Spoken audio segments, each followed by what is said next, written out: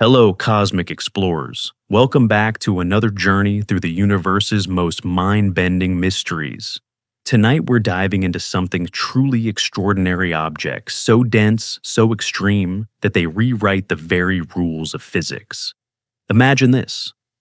On the evening of July 4th, 1054, AD Chinese astronomers looked up at the night sky and witnessed something that shouldn't have been possible. A new star appeared so bright it was visible during daylight for 23 days straight. Brighter than Venus, visible in broad daylight. What they were watching, though, they couldn't have known it, was the violent death of a massive star and the birth of something far stranger. That explosion, that cosmic catastrophe, created what we now call the Crab Nebula. But hidden inside that beautiful glowing cloud of gas lies an object so bizarre, so incomprehensible, that it challenges everything we think we know about matter itself. An object where a single teaspoon weighs more than 1 billion tons. Where gravity is so intense that it warps time itself. Where the very fabric of reality breaks down. We call these objects neutron stars, and they are the closest thing to impossible that exists in our universe. If you're fascinated by the mysteries hiding in the cosmos, subscribe and hit that notification bell. We explore the universe's deepest secrets every week, and trust me, you won't want to miss what's coming. And if you enjoy this journey tonight, give us a like. It helps more curious minds discover these cosmic wonders. Let's set the stage for understanding just how extraordinary these objects truly are. When you look up at the night sky on a clear evening, those gentle twinkling points of light seem eternal, peaceful, almost static. We see Orion's belt, the North Star. The familiar constellations our ancestors gazed upon thousands of years ago. But this apparent permanence is an illusion. Stars are not eternal candles, burning quietly in the cosmic darkness. They are massive nuclear furnaces engaged in a constant billion-year battle between two fundamental forces, gravity trying to crush them inward, and nuclear fusion pushing outward with unimaginable power. For most of a star's life, this balance holds. Our sun, for instance, has been steadily fusing hydrogen into helium for about 4.6 billion years, and it will continue doing so for another 5 billion. It's a stable system, elegant in its equilibrium.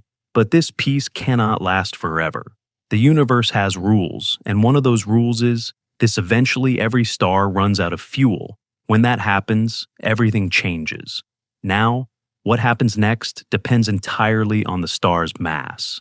Small stars like our sun will end their lives relatively gently. They'll swell into red giants, blow off their outer layers in beautiful planetary nebulae, and leave behind a slowly cooling white dwarf, an Earth-sized ember made of carbon and oxygen supported by something called electron degeneracy pressure. It's a quiet retirement for a star that spent billions of years burning steadily. But massive stars, those with more than about 8 times the sun's mass, they face a very different fate.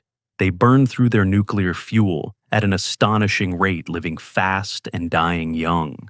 While our sun will shine for 10 billion years, a star 20 times more massive might last only 10 million years. These stellar giants don't fade quietly. They go out in the most violent explosions in the universe, supernovae. Here's where the story gets truly wild. In the final moments before a supernova, these massive stars have been busy. They've been like cosmic alchemists, fusing lighter elements into heavier ones in their cores. First, hydrogen becomes helium. Then, helium fuses into carbon and oxygen. Carbon becomes neon and magnesium. The star builds up layers like an onion, each shell fusing different elements, each burning at higher temperatures than the last. Silicon, sulfur. Finally, iron. And iron is where the music stops. Iron is the most stable element in the universe. You cannot get energy by fusing iron into anything heavier. It actually costs energy. So, when a massive star's core fills with iron, the fusion that has been holding gravity at bay for millions of years suddenly shuts off. There's no more outward pressure, no more radiation pushing back against the crushing weight of the star's own mass. What happens next occurs almost too fast to comprehend.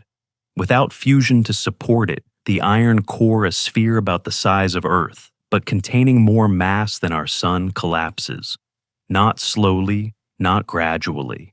In less than a second, it implodes from thousands of kilometers across down to about 20 kilometers. 20 kilometers. Let that sink in. A mass greater than the Sun compressed into a sphere the size of a city. In 1 second. The density becomes so extreme that electrons, those tiny particles orbiting atoms, are literally squeezed into protons, turning them into neutrons and releasing a flood of neutrinos.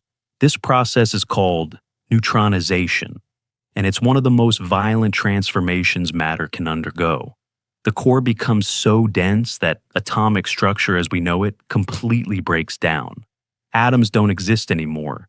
There's no empty space, no electron clouds, no familiar chemistry. Just neutrons packed together, like sardines crammed so tightly that nuclear forces themselves are all that prevents complete collapse into a black hole. The collapse suddenly halts when the core reaches nuclear density, the same density as an atomic nucleus. But all that infalling material doesn't just stop gently. It rebounds, it bounces. And that bounce sends a shockwave of unimaginable power rippling outward through the star's outer layers, ripping the entire star apart in a supernova explosion so bright it can outshine an entire galaxy. For a few weeks, a single dying star can emit more light than 100 billion normal stars combined. Let me give you perspective on the energies involved here. In the first 10 seconds of a supernova, the star releases more energy than our Sun will produce in its entire 10 billion year lifetime. Most of that energy, about 99%, is carried away by neutrinos, ghostly particles that barely interact with matter at all. These neutrinos are so numerous and the explosion so powerful that even though they rarely interact with anything, the neutrino flux passing through your body from a supernova occurring just 30 light years away could be lethal. The remaining 1% of the energy goes into light and kinetic energy, the spectacular visible explosion and the violent ejection of the star's outer layers into space at speeds exceeding 30,000 kilometers per second.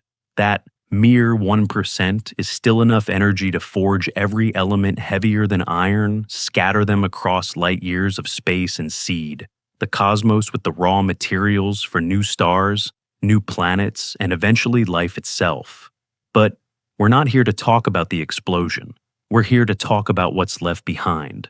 Because after the fireworks fade, after the shockwave races outward and the light dims, something remains at the center, the core, that compressed, rebounded sphere of neutrons, a neutron star.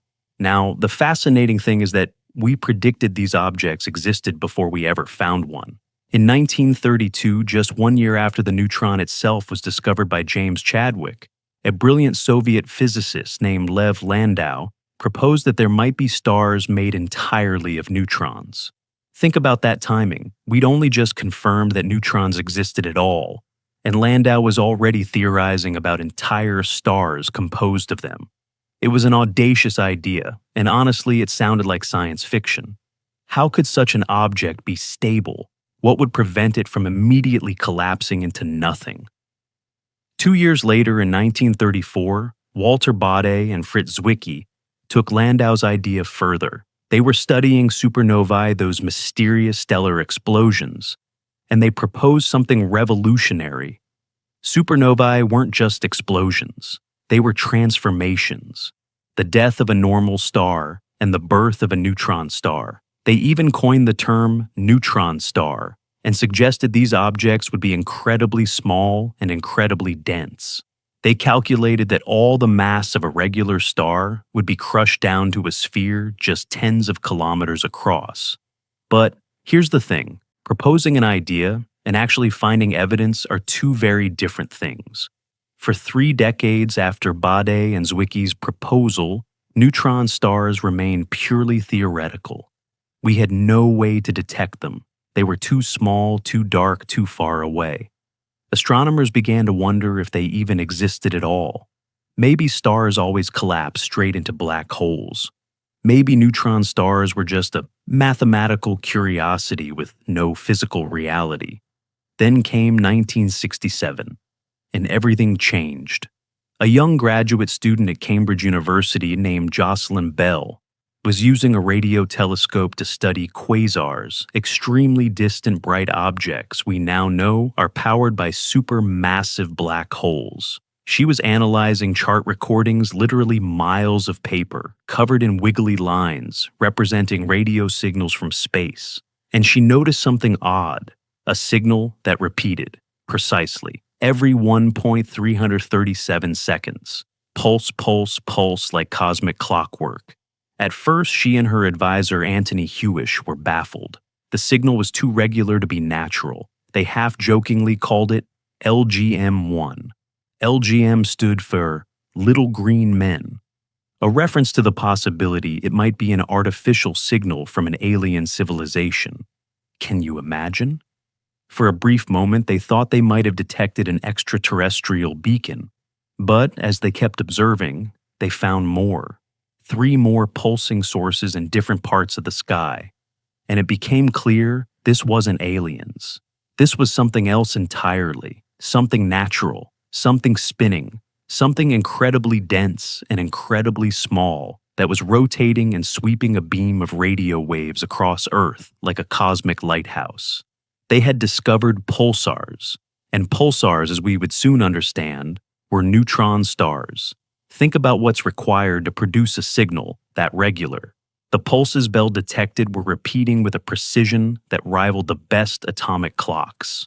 That meant whatever was producing them had to be incredibly stable, incredibly compact, and spinning incredibly fast. A normal star couldn't do it. It's too big, too diffuse. Even white dwarfs, the dense remnants of sun-like stars, couldn't spin fast enough without tearing themselves apart. But neutron stars, they're perfect. They're so dense and so strongly bound by gravity that they can spin hundreds of times per second without breaking apart. The discovery of pulsars was revolutionary. It proved neutron stars were real. It opened an entirely new window into extreme physics. And in a disappointing but all too familiar pattern in science history, the 1974 Nobel Prize for the discovery went to Anthony Hewish and Martin Ryle. Jocelyn Bell, who had actually made the discovery, was excluded. It remains one of the most controversial omissions in Nobel history, and Bell herself has spoken about it with remarkable grace, though many in the scientific community consider it a profound injustice. But let's talk about what makes neutron stars so profoundly different from anything else in the universe. Here's where we start to confront numbers that break our ability to comprehend. The density of a neutron star is approximately 1 billion tons per teaspoon. I want you to really sit with that for a moment. 1 teaspoon, the amount of sugar you'd put in your coffee. If it were made of neutron star material, it would weigh as much as a mountain. Actually more than a mountain, more than Mount Everest, more than all the mountains on Earth combined. We're talking about matter compressed to densities that only exist in atomic nuclei. To put this in perspective, if you could somehow bring a thimble full of neutron star material to Earth, ignoring for the moment that this is physically impossible and would end catastrophically, it would weigh about 4 billion tons. That's roughly the weight of 800 Great Pyramids of Giza in a thimble. And the gravity. Standing on the surface of a neutron star, you would experience gravitational acceleration about 200 billion times stronger than Earth's. If you weigh 70 kilograms on Earth on a neutron star, you'd weigh 14 trillion kilograms.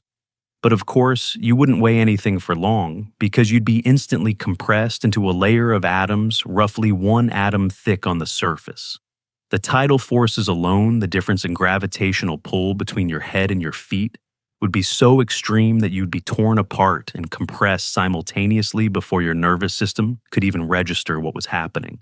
Here's another mind-bending fact. If you dropped an object from 1 meter above a neutron star's surface, by the time it hit the ground, it would be traveling at about 2,000 kilometers per second, roughly 0.7% the speed of light.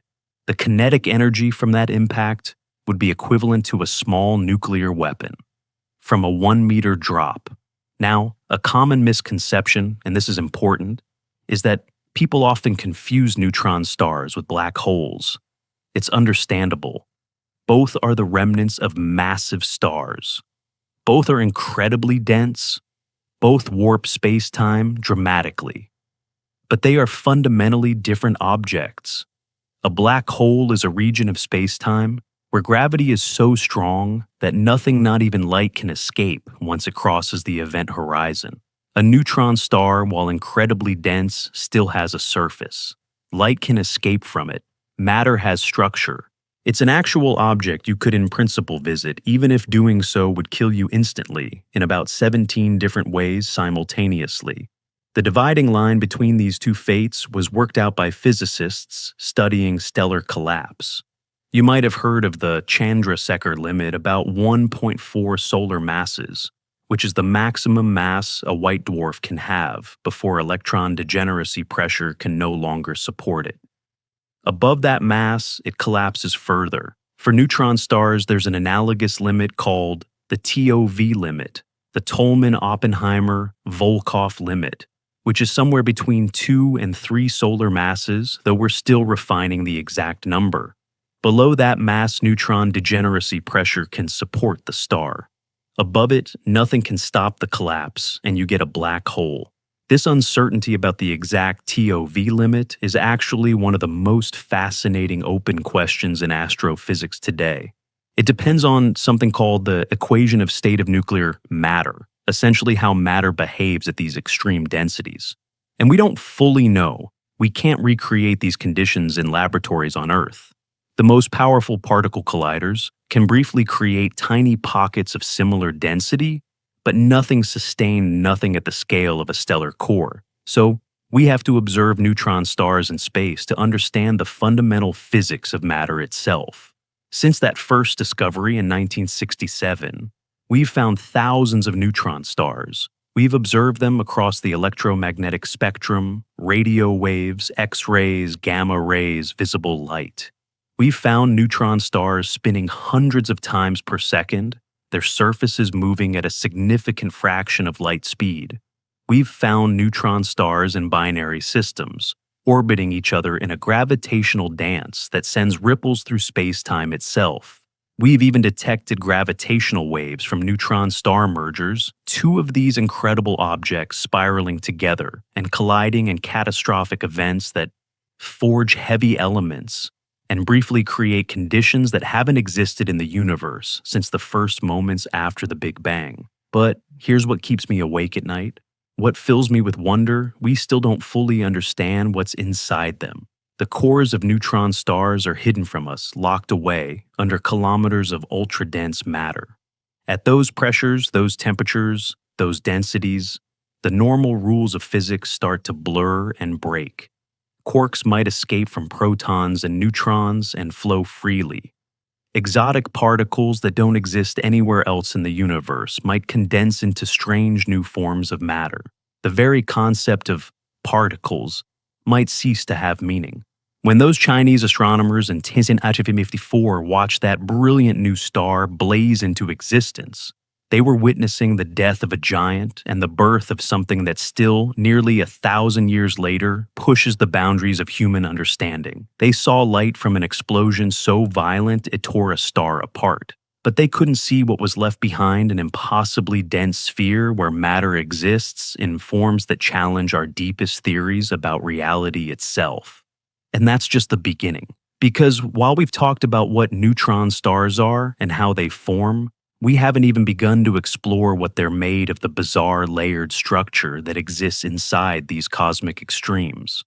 That's where the story gets truly strange, where physics becomes almost unrecognizable, where matter itself transforms into something we're still struggling to understand. To understand just how extreme the process of creating a neutron star truly is, we need to walk through the timeline of stellar collapse in precise detail. Because what happens in those final seconds isn't just dramatic, it's a complete transformation of matter itself, occurring at speeds and scales that defy comprehension. Let's start with a star that's about 20 times the mass of our Sun.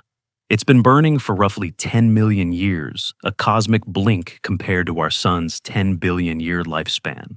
For most of those 10 million years, this star has been stable fusing hydrogen into helium in its core, with radiation pressure balancing gravity's inward pull. But massive stars burn hot and fast.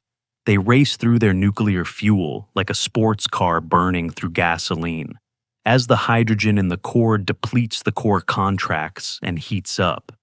This ignites helium fusion, creating carbon and oxygen. The star expands into a supergiant, bloated and luminous. But the core keeps contracting, getting hotter, igniting new fusion processes. Carbon fuses into neon and magnesium, neon into oxygen and magnesium, oxygen into silicon and sulfur. Each stage burns faster than the last. Hydrogen fusion might last millions of years. Helium fusion, hundreds of thousands. Carbon fusion, perhaps 1,000 years.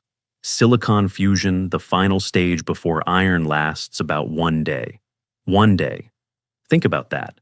The star's final fusion process, creating iron in its core, happens so quickly that if you were somehow observing this star up close, you could watch it transition from silicon burning to its ultimate fate within a single rotation of Earth. And then, the iron core reaches a critical mass, about 1.4 times the mass of our Sun, compressed into a sphere roughly the size of Earth. This is the Chandrasekhar limit, and it's a point of no return. Iron, as we discussed, cannot be fused to release energy. The core is now just sitting there, supported only by electron degeneracy pressure, a quantum mechanical effect, where electrons resist being squeezed together because of the Pauli exclusion principle, which states that no two electrons can occupy the same quantum state. But here's the terrifying reality that pressure has a limit. When the iron core exceeds the Chandrasekhar mass, electron degeneracy pressure simply isn't strong enough anymore. The core becomes unstable. And what happens next occurs on a time scale that's almost incomprehensible. At T-1 second, the core is still relatively stable, an iron sphere at temperatures around 10 billion degrees Kelvin, with densities around 10 to the 10th grams per cubic centimeter. That's already about 1 billion times denser than water. But we're just getting started. At T-0.1 seconds, the collapse begins. The core starts to implode. Not gradually, not gently, but catastrophically. The implosion accelerates. Within 1/10 of a second, the core is falling inward at speeds approaching 70,000 kilometers per second, nearly a quarter the speed of light. Imagine a sphere the size of Earth, containing more mass than the Sun, accelerating inward at relativistic speeds. As the density skyrockets, something remarkable happens. The electrons are squeezed so tightly against protons that they can no longer maintain their separate existence. They're forced to combine through a process called inverse beta decay. An electron and a proton merge to form a neutron and release a neutrino. This is neutronization, the transformation of normal matter into neutron-rich matter. The neutrinos, which barely interact with ordinary matter, stream outward. In 1 second, the collapsing core releases about 10 to the 58th neutrinos, a number so large it's meaningless to human intuition. To put it in perspective, more neutrinos pass through the collapsing core in that single second than all the photons our Sun will emit in its entire lifetime.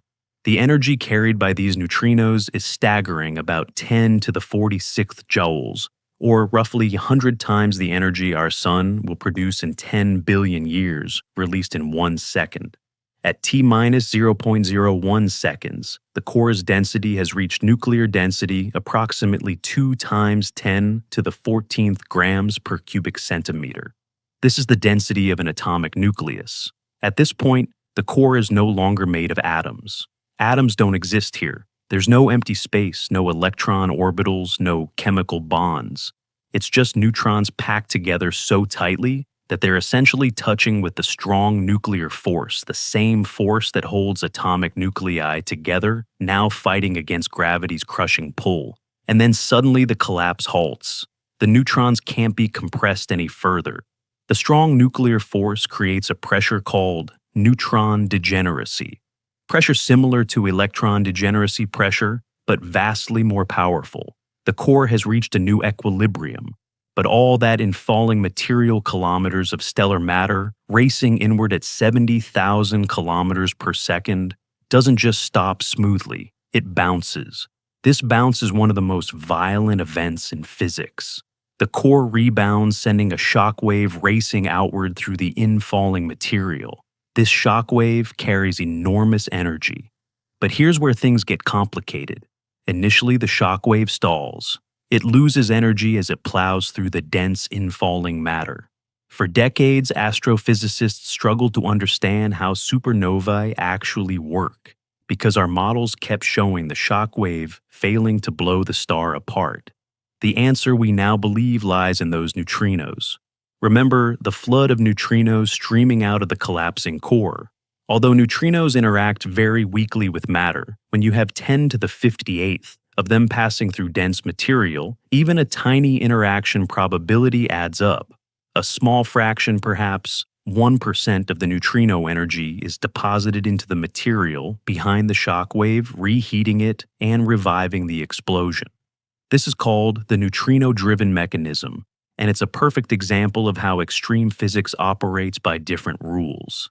The shockwave now re-energized tears through the star's outer layers. It takes several hours to reach the surface, and when it does, the star brightens dramatically. This is the supernova. We observe a catastrophic explosion that for a brief time can outshine an entire galaxy. But by the time we see the light, the neutron star has already been born. It formed in that first second of collapse. Everything else is just the announcement. Now, let's talk about the compression itself, because the numbers here are truly staggering. We're taking a star's core initially about the size of Earth, roughly 12,000 kilometers in diameter, and compressing it down to about 20 kilometers. That's a volume reduction of about 200 million times. Imagine taking Earth and crushing it down to the size of a small city. That's roughly the scale of compression we're talking about. But it's not just about size. The mass hasn't changed. It's still 1.4 to 2.5 solar masses, depending on the original star. What's changed is the density. We've gone from densities comparable to iron, about 8 grams per cubic centimeter, to nuclear density, 400 trillion grams per cubic centimeter. That's an increase in density by a factor of roughly 50 trillion.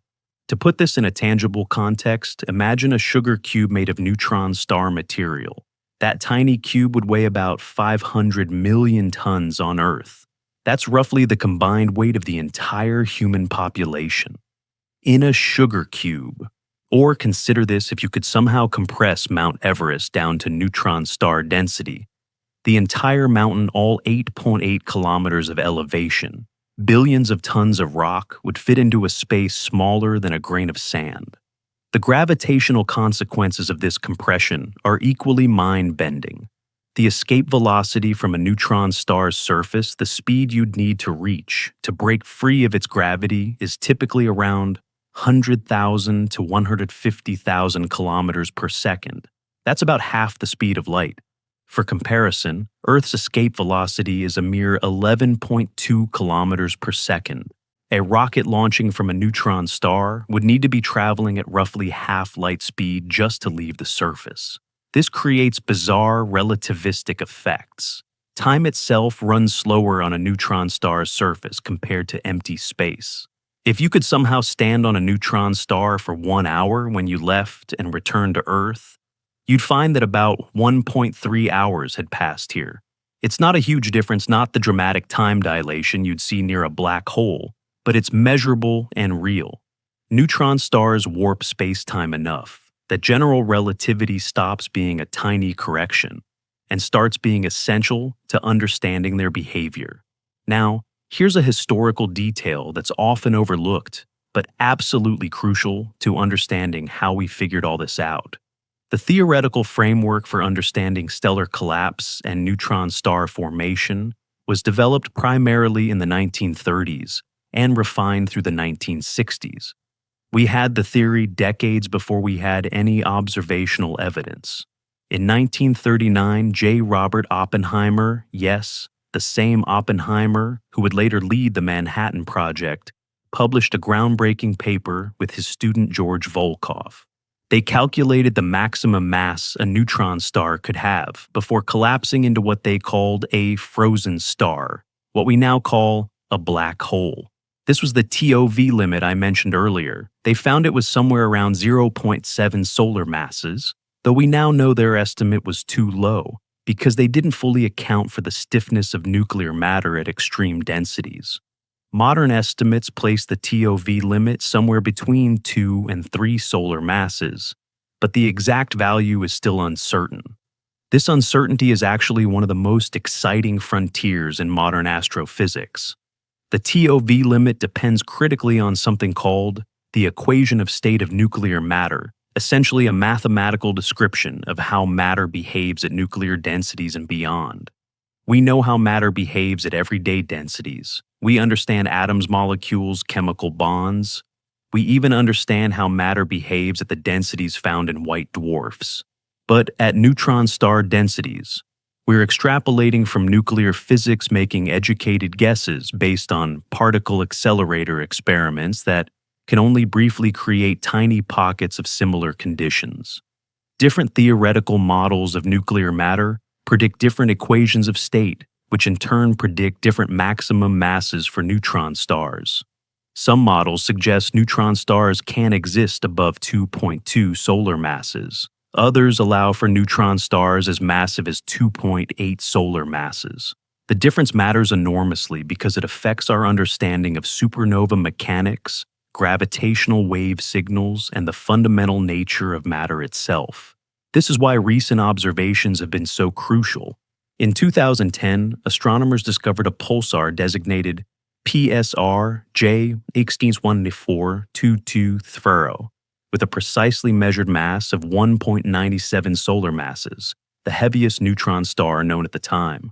This immediately ruled out several equations of state that predicted maximum masses below that value. Then in 2013, we found PSR J0348 plus 432 at 2.01 solar masses. And in 2019, we detected PSR J0740+6620 at approximately 2.14 solar masses, currently the most massive neutron star with a precise measurement. Each of these discoveries wasn't just finding another neutron star. Each one was a direct probe of nuclear physics at extremes we cannot recreate on Earth. When we measure a neutron star's mass and radius, which we can now do using X-ray observations from missions like NICER, the Neutron Star Interior Composition Explorer, we're essentially conducting a giant physics experiment with nature's own laboratory. Let me give you a specific example of how this works. The NICER instrument mounted on the International Space Station observes neutron stars in X-rays. Some neutron stars have hot spots on their surfaces, regions heated by infalling material or powerful magnetic fields. As the neutron star rotates, these hot spots swing in and out of view, creating a pulsing X-ray signal. But here's the clever part. The exact pattern of that pulsing depends on the neutron star's size and shape. Because gravity is so strong, light from the hot spots doesn't travel in straight lines, it bends around the star. This means we can actually see more than half of the neutron star's surface at once, including parts that are technically on the far side. The precise light curve, how the brightness changes as the star rotates, contains information about the neutron star's mass and radius. By carefully modeling these light curves, scientists can constrain the equation of state. It's like trying to figure out the rules of a game by watching it being played. We can't create neutron star conditions in a lab, but we can watch how neutron stars behave and work backward to understand the physics governing them. Now, a common mistake people make when thinking about neutron stars is imagining them as uniform spheres of neutrons, like a giant atomic nucleus. This couldn't be further from the truth. Neutron stars have structure. They have layers each with dramatically different properties and compositions. The transition from one layer to the next represents phase transitions in matter, changes as fundamental as the difference between ice and water, but occurring at densities and pressures billions of times more extreme.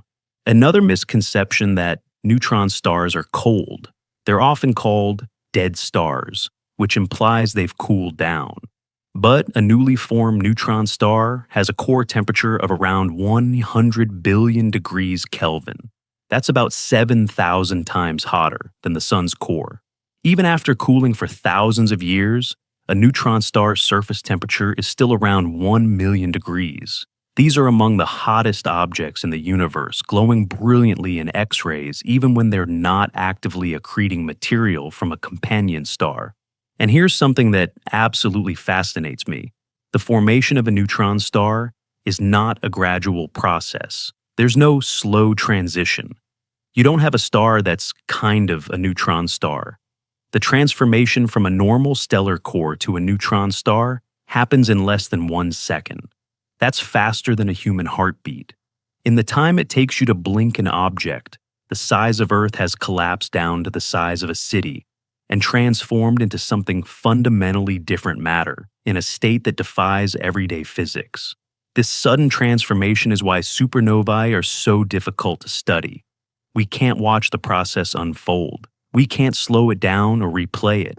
We detect the light weeks or months after the explosion began, and by then, the neutron star is already formed and cooling. All we can do is look at the aftermath and try to reconstruct what happened in that critical first second. The good news is that we're getting better at this. Gravitational wave detectors like LIGO and Virgo have opened a completely new window into neutron star physics. When two neutron stars orbit each other, they create ripples in space-time that carry information about their masses, sizes, and internal structure. The signals from these gravitational waves are incredibly rich in detail, and they're giving us insights we could never get from electromagnetic observations alone. But perhaps the most humbling aspect of neutron star formation is this. Despite all our theoretical work, all our observations, all our sophisticated computer simulations, we still can't predict with certainty whether a given massive star will produce a neutron star or a black hole. We know the rough mass ranges stars between about 8 and 20 solar masses probably produce neutron stars, while stars above 20 solar masses probably produce black holes. But the details matter. The star's rotation, its chemical composition, whether it's lost mass to a companion star, whether it's in a binary system, all these factors influence the outcome. And sometimes nature surprises us completely. In recent years, we've discovered objects that challenge our neat categories. There are black widow pulsars, neutron stars, that are gradually evaporating their companion stars with intense radiation. There are magnetars with magnetic fields so strong they could kill you from 1,000 kilometers away, just from the magnetic field alone. There are massive pulsars that shouldn't exist according to some models, and strange isolated neutron stars that don't fit any category we expected. Each of these discoveries reminds us that the universe is more complex, more varied, and more extreme than our theories predict. And that's not a failure of science. It's an invitation to dig deeper, to refine our understanding, to embrace the beautiful complexity of reality. From a massive star, the size of our sun's orbit burning peacefully for millions of years, to a sphere 20 kilometers across, glowing at millions of degrees, spinning hundreds of times per second, with matter compressed to nuclear density, and time itself running slow, the transformation is almost incomprehensible. Yet it happens thousands of times in our galaxy's history, creating objects that are simultaneously the endpoints of stellar evolution and the laboratories where we test the absolute limits of physics. But understanding how neutron stars form is just the beginning, because once you have this impossibly dense sphere of matter, the question becomes, what are its properties? What would you experience if you could somehow approach one? The numbers we're about to discuss are so extreme, so far beyond everyday experience that they seem almost fictional. but they're real, measured, and absolutely mind-bending. The extreme properties of neutron stars aren't just theoretical curiosities, they represent the absolute limits of what matter can endure before collapsing into a black hole. And when I say extreme, I mean numbers so outrageous that they sound like science fiction. But every single measurement I'm about to share with you has been observed, calculated, and confirmed through decades of astronomical observation. Let's start with density because this is where neutron stars truly earn their reputation as the most extreme objects in the universe. We've mentioned that a teaspoon of neutron star material weighs about 1 billion tons. But let me break down what that actually means in terms you can visualize. Nuclear density, the density at which neutron star matter exists, is approximately 400 trillion grams per cubic centimeter. To understand this, consider that water has a density of 1 gram per cubic centimeter. Lead, one of the densest common materials on Earth, has a density of about 11 grams per cubic centimeter. White dwarf material, already incredibly dense, reaches about 1 million grams per cubic centimeter. Neutron star material is 400 million times denser than white dwarf material. Here's another way to think about it. If you took every human being on Earth, all 8 billion of us, and compressed us down to neutron star density, we would all fit into a space smaller than a grain of sugar. The entire human species compressed to a speck you could barely see with the naked eye. Or consider this, the Pacific Ocean contains roughly 660 million cubic kilometers of water, weighing about 660 million trillion kilograms. If you compress the entire Pacific Ocean to neutron star density, it would fit into a sphere about 200 meters across, roughly the size of 2 football fields. You could fit Earth's largest ocean into a space smaller than a city block. But density is just the beginning. The surface gravity on a neutron star is approximately 200 billion times stronger than Earth's gravity. Let's explore what this actually means in practice because the consequences are absolutely wild.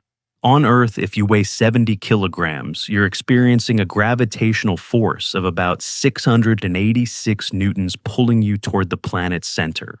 On a neutron star, that same 70-kilogram body would experience a gravitational force of about 140 trillion newtons. That's the weight of roughly 14 trillion kilograms, about 20,000 Great Pyramids stacked on top of you. But here's the thing. You wouldn't actually weigh anything for very long because the gravitational forces would do something far worse than just making you heavy. They would create what we call tidal forces differences in gravitational pull across your body. The gravity at your feet would be significantly stronger than the gravity at your head, even over the distance of just 2 meters. On Earth, tidal forces are negligible. The difference in gravity between your head and feet is utterly minuscule. But on a neutron star over the height of a human body, the tidal force would be approximately 10 billion newtons per meter. This means the differential force trying to stretch you vertically would be around 20 billion newtons, enough to rip apart molecular bonds, atomic structures, even nuclear structures. You wouldn't just be crushed. You'd be simultaneously compressed horizontally and stretched vertically until you were reduced to a layer of atoms, literally a single atom, thick smeared across the neutron star's surface. And this would happen fast. The gravitational acceleration is so intense that you'd reach relativistic speeds almost instantly. Which brings me to one of my favorite thought experiments about neutron stars, the falling object problem. Imagine you're hovering exactly 1 meter above a neutron star's surface, ignoring for the moment that this is impossible and you'd already be dead from radiation's tidal forces and about 17 other things. You drop a marble, just a simple marble dropped from rest 1 meter up. How fast is it moving when it hits the surface? On Earth, dropping something from 1 meter gives it a final velocity of about 4.4 meters per second when it hits the ground. Basic physics, easy to calculate. On a neutron star, that same marble dropped from 1 meter would be traveling at approximately 2,000 kilometers per second when it impacts the surface. That's 0.7% the speed of light. The kinetic energy of that impact would be equivalent to about 10,000 tons of TNT, roughly the yield of the nuclear bomb dropped on Hiroshima, from dropping a marble 1 meter. This creates bizarre consequences for anything on or near a neutron star's surface. Any object that falls even from a tiny height hits with nuclear-level energy. The surface of a neutron star is constantly being bombarded by infalling material, dust gas, maybe debris from a companion star, and every single grain of dust hits like a bomb. The surface is perpetually subjected to nuclear-scale bombardment, which helps explain why neutron stars are so incredibly hot. Speaking of temperature, let's talk about the thermal properties of these objects. A newly formed neutron star, fresh from the supernova, has a core temperature of around 100 billion degrees Kelvin. To put that in perspective, the core of our sun is about 15 million degrees. The surface of the sun is about 5,800 degrees. A neutron star's core is roughly 7,000 times hotter than the sun's core, even after cooling for thousands of years. And neutron stars cool relatively quickly, at least on cosmic timescales. The surface temperature is still around 1 million degrees Kelvin. At this temperature, the surface glows brilliantly in X-rays. This is why many neutron stars are detected primarily through X-ray astronomy. They're far too small and distant to see in visible light, but in X-rays they shine like beacons. The cooling process itself is fascinating and tells us a lot about what's happening inside. Neutron stars cool primarily through neutrino emission from their cores, especially in the first 100,000 years after formation. The rate of cooling depends on the internal structure and composition, specifically whether exotic processes like quark matter formation or pion condensation are occurring in the core. By observing how quickly neutron stars cool, we can actually probe the physics of their interiors. The youngest neutron star we know of in our galaxy is associated with the supernova remnant Cassiopeia A, which exploded around 1680, though the light didn't reach Earth until around 1671, based on when we think the explosion occurred. Observations from the Chandra X-ray Observatory showed that this neutron star cooled by about 4% between 2000 and 2009, a rapid cooling that suggests superfluidity in its core. This was the first direct evidence of superfluid behavior inside a neutron star, a prediction that had been around since the 1950s but never confirmed until then. Now, let's talk about magnetic fields, because this is where neutron stars truly become otherworldly. The strongest magnetic field ever created in a laboratory on Earth is about 1/200 Tesla, or 12 million Gauss produced for a fraction of a second before the equipment destroys itself. Typical neutron stars have surface magnetic fields of around 100 million to 1 trillion Gauss, roughly 10,000 to 100 million times stronger than the strongest fields we can create. But that's just regular neutron stars. There's a class of neutron stars called magnetars, which we'll discuss in more detail later, with magnetic fields up to 1,000 trillion Gauss, or 10 to the 15th Gauss. These are the strongest magnetic fields in the known universe. What would such a magnetic field do to you? Well, at around 1,000 Gauss, you'd start to feel noticeable. Affects your blood, which contains iron, would be influenced. At 10,000 Gauss, the field would begin to affect the chemistry in your body, interfering with molecular bonds. At 1 million Gauss, atoms themselves start to behave strangely, elongating into needle-like shapes instead of spheres. At 1 billion Gauss, atomic structure breaks down completely. Atoms can't maintain their normal electron configurations. A magnetar with a field of 1,000 trillion Gauss would be lethal from a distance of about 1,000 kilometers, not from radiation, not from gravity, but from the magnetic field alone. The field would be so strong it would interfere with the electrical signals in your nervous system, disrupt your molecular bonds, and essentially disintegrate you at the atomic level. You'd die before you even got close enough for the other hazards to matter. These magnetic fields don't just sit there passively, they create incredible phenomena. When neutron stars rotate, and they rotate fast, some spinning hundreds of times per second, their magnetic fields rotate with them. If the magnetic axis isn't aligned with the rotation axis, you get a magnetic dipole sweeping through space like a lighthouse beam. This is what creates pulsars, but we'll save that detailed discussion for later. The magnetic fields also confine and channel plasma near the neutron star's surface.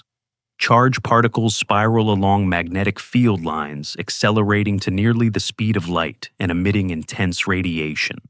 This creates hotspots at the magnetic poles regions, thousands of times brighter than the rest of the surface. The temperature difference between the magnetic poles and the equator can be millions of degrees. Here's something that often gets overlooked. Neutron stars are not perfect spheres. The combination of rapid rotation and intense gravity creates what we call an oblate shape, flattened at the poles and bulging at the equator like Earth, but much more pronounced. A neutron star spinning at 700 times per second can have an equatorial radius about 10% larger than its polar radius. This might not sound like much, but remember, we're talking about objects only 20 kilometers across. A 10% difference in radius means the equator is about a kilometer farther from the center than the poles. This oblateness has real consequences.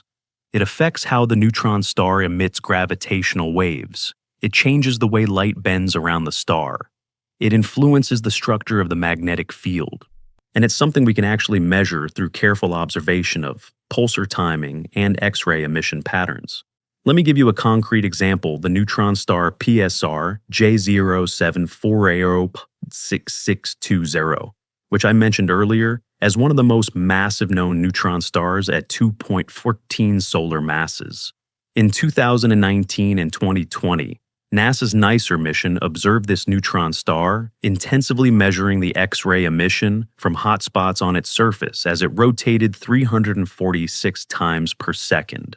By carefully analyzing the light curves, how the brightness changed, as the star rotated, scientists determined not just its mass, but also its radius, approximately 12.4 kilometers. This might seem like a simple measurement, but it's anything but. The light from those hotspots doesn't travel in straight lines. It bends around the star due to the intense gravitational field. General relativity predicts that we can actually see more than half the star's surface at once, because light from the backside curves around and reaches us.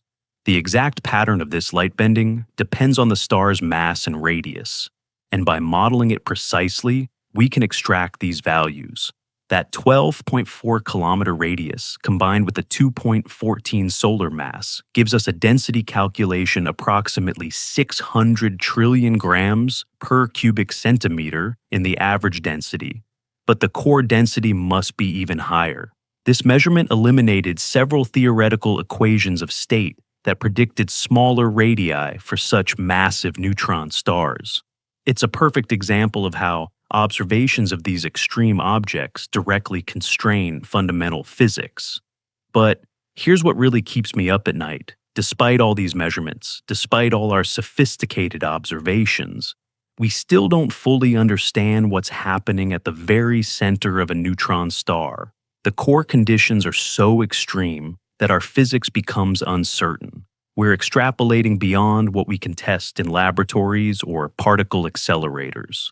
The pressure at the center of a neutron star is around 10 to the 35th pascals, a number so large it's meaningless without context.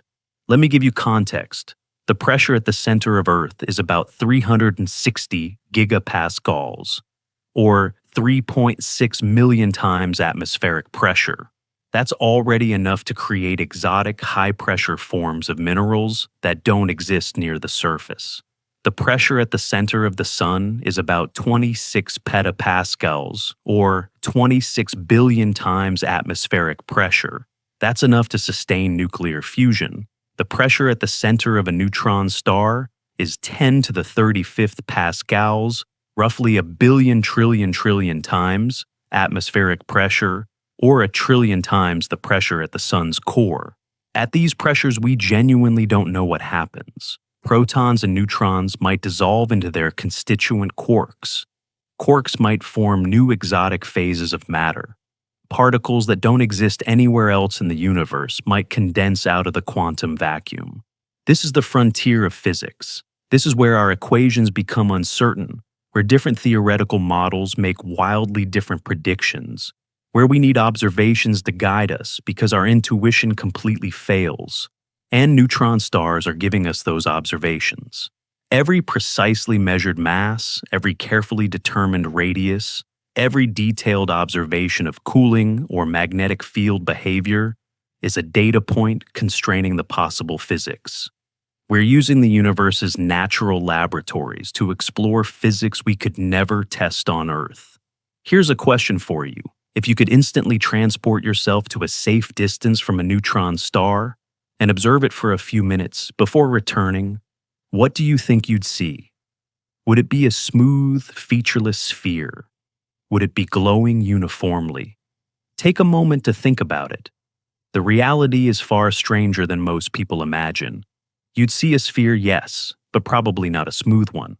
The surface of a neutron star, despite being unimaginably dense, is solid, a crystalline lattice of iron nuclei, or perhaps even more exotic nuclei at the extreme pressures just below the surface. This crust can develop mountains, though mountain on a neutron star means something very different than on Earth.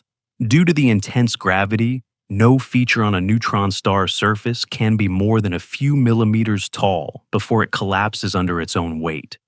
The tallest possible mountain on a neutron star is probably around 5 millimeters, about the height of a pencil eraser. But even that tiny bump represents a staggering amount of mass and energy. Those few millimeters of elevation involve moving matter against a gravitational field 200 billion times stronger than Earth's. The energy stored in a 5 millimeter neutron star mountain is comparable to the energy in a massive earthly mountain range. And these tiny mountains have real effects. As the neutron star rotates, any asymmetry, any slight bump or irregularity, creates a rotating mass distribution that emits gravitational waves. These gravitational waves carry energy away, very slowly spinning down the neutron star. For rapidly rotating neutron stars, this spin down is measurable and provides yet another way to probe their internal structure. You'd also see the surface glowing, not in visible light, which your eyes couldn't detect anyway from a safe distance, but in X-rays and possibly gamma rays. The surface temperature of 1,000,000 degrees creates a black body spectrum peaked in the X-ray range. If there are hot spots at the magnetic poles, those regions would be even brighter, possibly reaching 10 million degrees or more. And if you watch long enough, you might see something truly spectacular, a starquake. The solid crust of a neutron star is under incredible stress from the intense magnetic fields and the gradual spin down of the star. Occasionally, this stress exceeds the strength of even nuclear density matter, and the crust fractures. A starquake releases energy comparable to a magnitude 20 earthquake on Earth. That's roughly 10 million times more powerful than any earthquake in human history.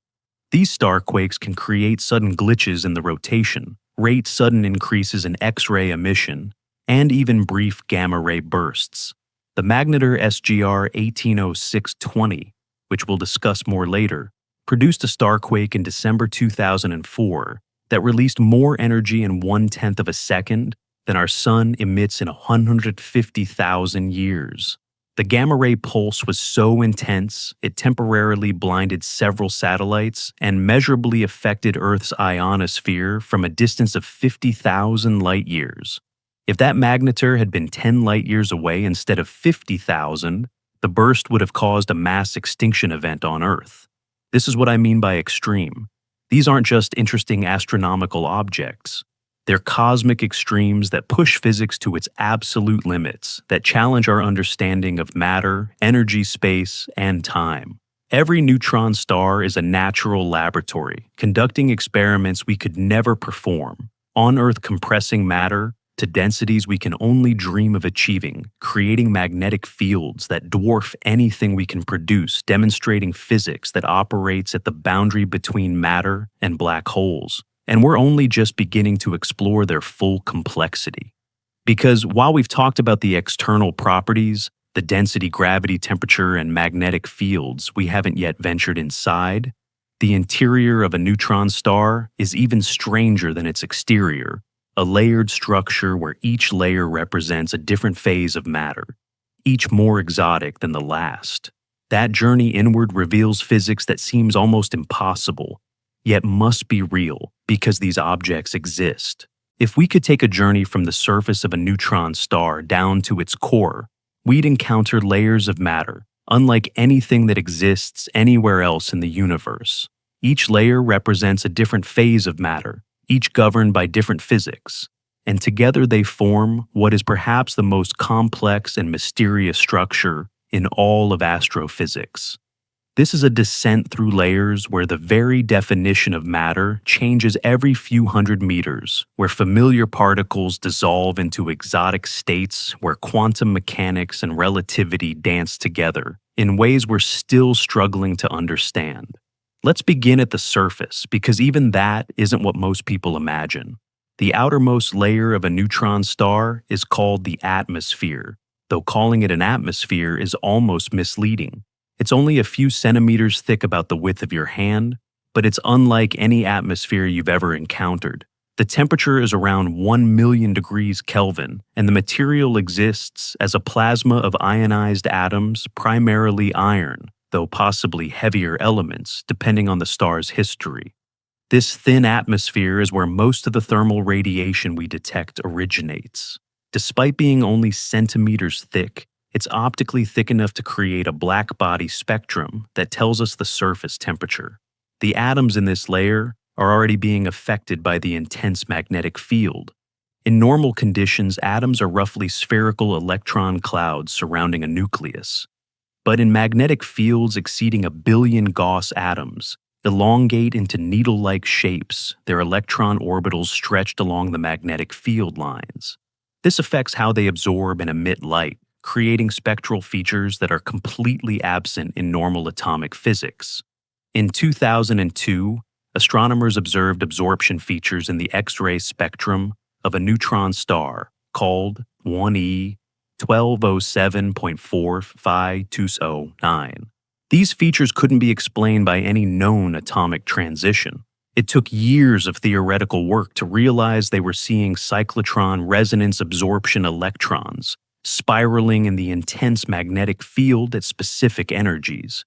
This was the first direct spectroscopic measurement of a neutron star's surface magnetic field, and it revealed a field strength of about 1.5 billion Gauss, confirming what theorists had long predicted. Just below the atmosphere, we encounter the outer crust. This is solid material, a crystalline lattice of nuclei, primarily iron-56 at the surface, but becoming progressively more neutron-rich as we descend. The nuclei are arranged in a perfect crystal structure, called a body-centered cubic lattice, the same structure iron takes on Earth, but compressed to densities around 1 million grams per cubic centimeter. This might not sound that extreme compared to what's deeper down, but consider this is already 1 million times denser than water. A cubic centimeter about the size of a sugar cube weighs a ton. The material is solid, but it's a solid unlike any you've encountered. It conducts electricity perfectly, because the electrons aren't bound to individual atoms. They form what's called a degenerate electron gas, a quantum fluid that flows between the nuclei. The strength of this material is extraordinary. The shear modulus, a measure of how resistant a material is to deformation, is about 1 billion times stronger than steel. This is the strongest solid material in the universe. And yet, as I mentioned earlier, it can only support mountains a few millimeters tall before gravity crushes them. The strength is immense, but gravity is even more immense. As we descend through the outer crust, the density increases. more neutrons are packed into each nucleus. At Earth's surface, stable nuclei have roughly equal numbers of protons and neutrons carbon. 12 has 6 of each oxygen, 16 has 8 of each. But in a neutron star's crust, nuclei become increasingly neutron-rich. At densities around 1 million grams per cubic centimeter nuclei, like iron-56 give way to nuclei like nickel-62, then zinc-66, then even more exotic isotopes that don't exist naturally anywhere else. By the time we reach densities of about 100 million grams per cubic centimeter, we encounter nuclei that would be unstable in isolation, but are stabilized by the extreme pressure. These are nuclei with neutron-to-proton ratios of 2 to 1 or even higher. Krypton-118, for example, with 36 protons and 82 neutrons. These nuclei exist only in neutron star crusts and in laboratory experiments lasting microseconds. At around 400 billion grams per cubic centimeter, about 1 billion times denser than the outer crust, we hit a critical threshold called the neutron drip point. This is where something remarkable happens. The nuclei have become so neutron-rich and the pressure so intense that neutrons literally drip out of the nuclei. They can no longer be confined within individual nuclei. Instead, free neutrons begin to fill the spaces between nuclei, creating a sea of neutrons surrounding islands of neutron-rich nuclei. This marks the beginning of the inner crust, and this is where things start to get truly exotic. The inner crust extends from the neutron drip point down to densities around half of nuclear density, roughly 200 trillion grams per cubic centimeter. In this region, the nuclei are embedded in an ocean of superfluid neutrons. Let me explain what that means, because superfluidity is one of the most bizarre phenomena in physics. A superfluid is a state of matter with zero viscosity, literally zero resistance to flow. If you stir a superfluid, it will continue rotating forever, never slowing down. Superfluidity is a purely quantum mechanical phenomenon that occurs when particles are so cold or under such extreme conditions that their quantum wave functions overlap and they start acting as a single coherent quantum state. On Earth, we can create superfluids by cooling liquid helium to within a few degrees of absolute zero. In a neutron star's inner crust, neutrons become superfluid not because they're cold, they're still at millions of degrees, but because the density is so high and the quantum mechanical effects so strong that neutron pairs form Cooper pairs, similar to electrons in a superconductor, and flow without friction. This superfluid has real observational consequences. Remember those pulsar glitches I mentioned earlier, sudden speedups in a neutron star's rotation. These are thought to be caused by the superfluid in the inner crust. As the neutron star spins down due to magnetic braking and gravitational wave emission, the solid crust slows down. But the superfluid with zero viscosity doesn't feel friction from the crust. It keeps rotating at its original speed. Eventually, the difference in rotation rates becomes too large, and angular momentum is suddenly transferred from the superfluid to the crust in a glitch event. The star speeds up, then gradually slows again until the next glitch. The Vela pulsar, one of the brightest pulsars in the sky and located about 1,000 light-years away, exhibits large glitches roughly every 3 years. Observations of these glitches have allowed astrophysicists to estimate the fraction of the neutron star's moment of inertia that's in the superfluid component about 1.4%.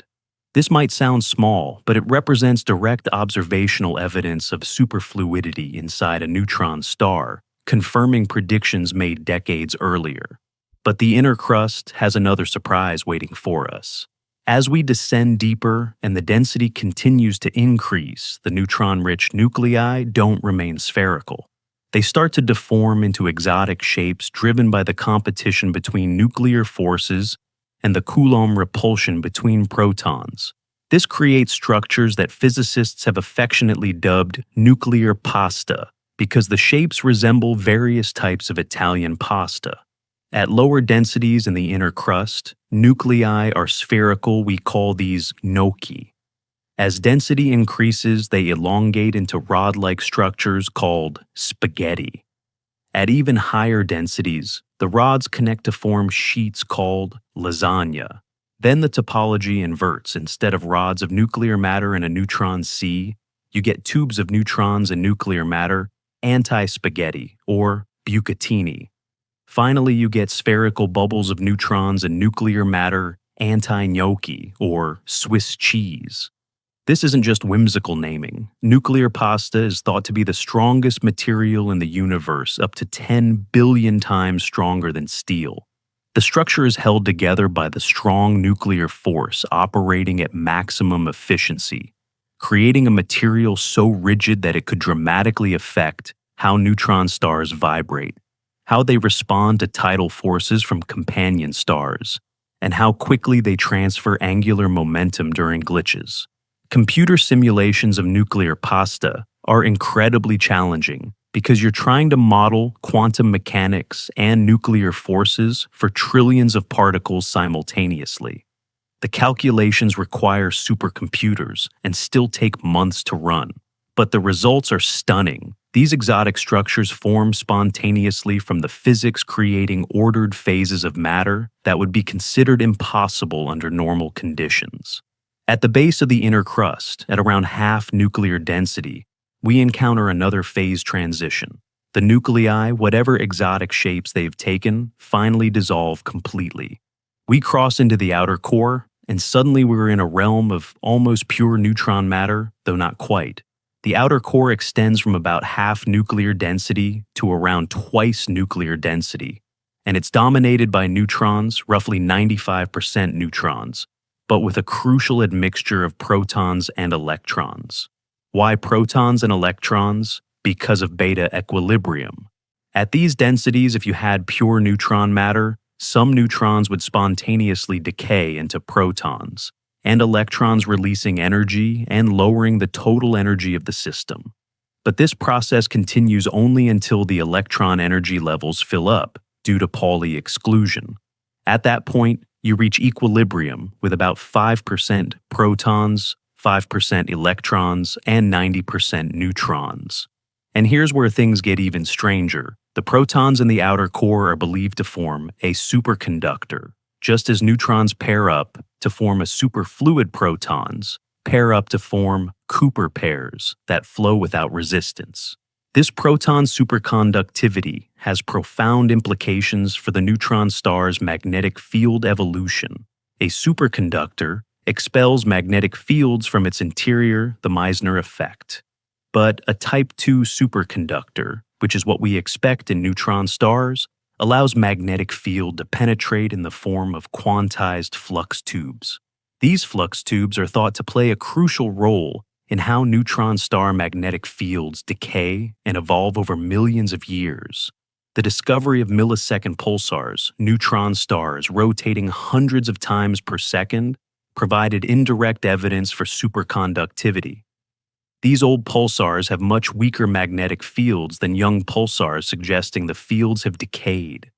The decay rate matches predictions for superconducting protons, allowing flux tubes to gradually diffuse outward and annihilate, weakening the field over time. In the outer core, we're also in the realm where neutron star matter becomes truly exotic. The particles interact through the strong nuclear force, creating correlations and structures that don't exist in normal matter. Neutrons form pairs due to attractive nuclear forces, creating different types of Cooper pairs, depending on the density and temperature. The pairing energy, the binding energy of these pairs, is predicted to be around 1 MeV, roughly 1,000,000 times stronger than the pairing in liquid helium on Earth. As we descend deeper into the outer core, approaching an exceeding normal nuclear density, we're moving into territory where our physics becomes genuinely uncertain. Different theoretical models based on different assumptions about how neutrons and protons interact at these densities make wildly different predictions about what happens next. Some models predict that matter remains primarily neutrons and protons, with a small admixture of exotic particles like hyperons, particles containing strange quarks.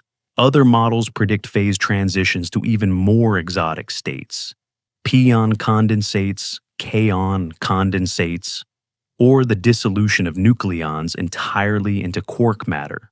We don't know which is correct because we can't recreate these conditions on Earth, and the observational constraints are still too loose to definitively rule out most models. This is the equation of state problem I mentioned earlier, and it's one of the central unsolved problems in nuclear physics. The equation of state, the relationship between pressure and density in nuclear matter, determines everything about neutron stars: their maximum mass, their radius, their internal structure, how they respond to tides, how they vibrate, how they emit gravitational waves. Get the equation of state right, and you can predict all these properties. But we don't know it precisely. The challenge is that the strong nuclear force which governs how nucleons interact is incredibly complex. At low densities like an atomic nuclei, we understand it reasonably well. We can measure nucleon-nucleon scattering and particle accelerators. We can study how nuclei bind together, and we can build models that match the data. But at densities exceeding nuclear density, we're extrapolating. The calculations become intractable. The force involves three-body interactions, many-body correlations, and relativistic effects that we struggle to compute accurately. Different theoretical approaches give different answers. Quantum chromodynamics. The fundamental theory of the strong force is too computationally intensive to solve directly at nuclear densities. Effective field theories provide approximations but have uncertainties. Models based on chiral perturbation theory, which works well at lower densities, become unreliable at high densities. Each approach has its own systematic uncertainties, and they don't always agree. This is why observations are so crucial. When we measure a neutron star's mass and radius precisely, we're conducting an experiment that nature has set up for us. The mass and radius depend on the equation of state. By collecting enough measurements, different neutron stars, different masses, different observables, we can start to constrain the possibilities. The recent measurements from NICER, which I mentioned earlier, are particularly valuable because they simultaneously measure mass and radius. This combination is much more constraining than either measurement alone. The 2.14 solar mass neutron star with a 12.4 kilometer radius rules out equations of state that would predict smaller radii at that mass. Each such measurement shrinks the allowed parameter space, bringing us closer to understanding what's really happening inside. But here's the profound truth. Even with perfect observations, even if we measure 100 neutron stars with exquisite precision, we won't definitively know what's in the core unless we can directly probe it. And that brings us to the innermost region, the inner core, where the density may exceed twice nuclear density, and where matter might exist in forms that fundamentally challenge our understanding of what matter even is. The inner core is the great unknown. At these densities, protons and neutrons, each composed of three quarks bound together, might literally dissolve. The quarks might escape their individual nucleon prisons and form a deconfined quark matter phase, where up quarks, down quarks, and strange quarks flow freely unbound to individual particles. Or, stranger still, the matter might transform into color, superconducting quark matter, where quarks pair up in exotic ways governed by the color charge of quantum chromodynamics. Some theories even predict strange quark matter, a hypothetical form of matter, where strange quarks are energetically favored and the entire star, or at least its core, converts to a strange matter state. If strange matter is more stable than normal matter, it could convert everything. It touches a possibility that has led to both fascinating physics discussions and science fiction scenarios. We don't know. That's the honest answer. The core of a neutron star is hidden from us, locked beneath kilometers of ultra-dense material, operating at pressures and densities we cannot recreate governed by physics, we cannot directly test. It's one of the last great mysteries in astrophysics, a place where matter meets its limits and possibly transcends into something new. What we do know is that the answer is encoded in the neutron stars themselves. Their masses, their radii, their cooling rates, their moment of inertia, as measured through glitches, their vibrational frequencies as detected in gravitational waves. All of these observables depend on the internal structure, layer by layer, observation by observation. We're mapping the interior of these extraordinary objects, descending through the layers of increasingly exotic matter to understand what lies at the very center. And as we piece together this puzzle, we're not just learning about neutron stars. We're learning about the fundamental nature of matter itself, about what happens when you compress atoms to their absolute limit, about the exotic phases that emerge when quantum mechanics and relativity collide at extremes. The journey through a neutron star's interior is a journey through physics at its most extreme, most exotic, and most beautiful. But these layers, complex as they are, remain mostly theoretical constructs, sophisticated models built on equations and computational simulations. What makes neutron stars truly observable, what allows us to detect them across vast cosmic distances and study their properties, are the dynamic phenomena they produce. The exotic states of matter inside neutron stars aren't just theoretical curiosities they represent. Physics operating at the absolute edge of what's possible before gravity wins completely and creates a black hole. These states challenge everything we think we know about particles' forces and the fundamental structure of reality. And what makes this topic so fascinating is that we're discovering evidence for these exotic phases not through laboratory experiments, but through careful observation of how neutron stars behave across millions of light years of space. Let's start with the concept that keeps neutron stars from collapsing: neutron degeneracy pressure. This isn't pressure in the everyday sense, not like air pressure in a tire or water pressure at the bottom of the ocean. This is a purely quantum mechanical pressure that arises from the Pauli exclusion principle, one of the bedrock principles of quantum physics. The Pauli exclusion principle states that no two fermions particles with half-integer spin, like electrons, protons, or neutrons, can occupy the same quantum state simultaneously. In everyday matter, this principle is what keeps electrons in different orbitals around atoms, creating the structure of the periodic table. But in extreme conditions, degeneracy pressure becomes the dominant force holding matter up against gravity's crush. Here's how it works. Imagine you're trying to compress neutrons into a smaller and smaller space.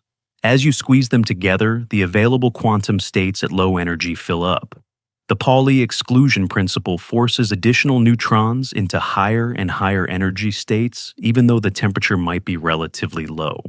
This creates a pressure that's independent of temperature, a degeneracy pressure. The more you compress, the higher the energy states that must be occupied, and the stronger the pressure pushing back. In a neutron star, this degeneracy pressure is what prevents complete gravitational collapse.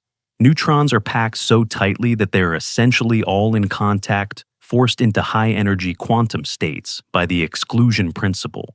The pressure this creates is enormous, sufficient to support up to about 2 to 3 solar masses against gravity's inward pull. But here's the critical question. What happens when you push beyond simple neutron degeneracy? What exotic states of matter emerge when you compress neutrons beyond nuclear density into regimes where our understanding becomes uncertain? One possibility is the formation of hyperons. In normal matter, nucleons, protons, and neutrons are made of up and down quarks. A proton contains 2 up quarks and 1 down quark. A neutron contains 1 up quark and 2 down quarks. But these aren't the only possible combinations. There's a third type of quark called the strange quark, which is heavier than up or down quarks, but still light enough to be created at neutron star densities. When strange quarks combine with up and down quarks, you get particles called hyperons. The lambda hyperon, for instance, contains 1 up, 1 down, and one strange quark. The sigma hyperon comes in several varieties with different combinations. These particles don't exist in normal matter, they're unstable, and decay within nanoseconds. But in a neutron star's core where the density and pressure are extreme, hyperons might become energetically favorable. The problem is that hyperons create what's called the hyperon puzzle. When you add hyperons to the equation of state calculating what happens when they appear at high densities, the maximum mass of neutron stars drops dramatically. Most models with hyperons predict maximum masses around 1.5 to 1.7 solar masses. But we've observed neutron stars with masses above 2 solar masses, like PSR J0348 plus 032 at 2.01 solar masses and PSR J0740 plus 6620 at 2.14 solar masses. This creates a tension in the theory. Particle physics predicts hyperons should appear, but if they do, neutron stars shouldn't be able to reach the masses we observe. Something is missing from our understanding. Maybe hyperons do appear, but interact in ways we haven't properly calculated. Maybe there are repulsive forces between hyperons at high density that we're not accounting for. Maybe the transition to hyperons is accompanied by other phase changes that stiffen the equation of state. This is an active area of research, and the answer isn't settled. What we do know is that observations of massive neutron stars are providing crucial constraints on nuclear physics at densities we cannot achieve in laboratories. Another exotic possibility is pion condensation. Pions are particles made of a quark and an antiquark, and they play a crucial role in mediating the strong nuclear force between nucleons. In normal matter, pions are exchanged virtually between nucleons. They pop into existence briefly and then disappear, creating the attractive force that binds atomic nuclei together. But at neutron star densities, something remarkable might happen. The energy required to create pions drops as the density increases. At some critical density, perhaps around twice nuclear density, it becomes energetically favorable for pions to condense into a coherent quantum state, similar to how photons condense into a laser beam, or how particles condense into a Bose-Einstein condensate. If pion condensation occurs, it would dramatically soften the equation of state-making neutron stars more compressible. This would affect their radius, their tidal deformability, and potentially their maximum mass. Observations from gravitational wave events, particularly the neutron star merger GW170817, have started to constrain the possibility of pion condensation by measuring how much the neutron stars deformed under each other's gravitational pull before merging. Similar arguments apply to kaon condensation. Kaons are particles containing a strange quark or anti-strange quark paired with an up or down quark. Like pions, they might condense into a coherent state at high densities. The physics is complex and depends on poorly understood strong interaction effects, but kaon condensation is another exotic possibility that could exist in neutron star cores. Now, let's talk about what might be the most radical possibility: quark matter. Protons and neutrons are not elementary particles. Each is composed of 3 quarks bound together by the strong force. In normal matter, quarks are permanently confined inside hadrons, particles made of quarks and cannot exist freely. This is called quark confinement, and it's one of the most important features of quantum chromodynamics, the theory of the strong force. But confinement might break down at extreme densities. Think about it in a neutron star core. Nucleons are packed so tightly they're essentially touching. The boundaries between individual protons and neutrons start to blur. At some point, it might become energetically favorable for the quarks to escape their individual nucleon prisons and form a deconfined quark matter phase. In this phase, quarks would flow freely throughout the core, creating a quark-gluon plasma similar to what existed in the first microseconds after the Big Bang, but compressed to even higher densities. The core would no longer be made of neutrons or protons, but of a soup of up-down and strange quarks interacting through the exchange of gluons. The transition to quark matter could occur gradually, with a mixed phase where hadronic matter and quark matter coexist, or it could be a sharp phase transition, like water suddenly freezing into ice. If it's a sharp transition, it would create fascinating structure in the neutron star's interior, possibly a distinct quark core surrounded by a hadronic mantle. Some theoretical models go even further, suggesting that quark matter might form a color superconductor. In normal superconductors, electrons pair up and flow without resistance. In a color superconductor, quarks pair up based on their color charge, the quantum number associated with the strong force. Different pairing patterns are possible: color flavor, locked phases. 2 flavor superconductors, crystalline color, superconducting phases. Each has different properties and affects the neutron star differently. The existence of color superconducting quark matter would have observable consequences. It would affect the cooling rate of neutron stars, the propagation of neutrinos through the core, the viscosity of the matter, and how the star responds to rotation and magnetic fields. By carefully studying these observables, we can constrain whether color superconductivity actually occurs.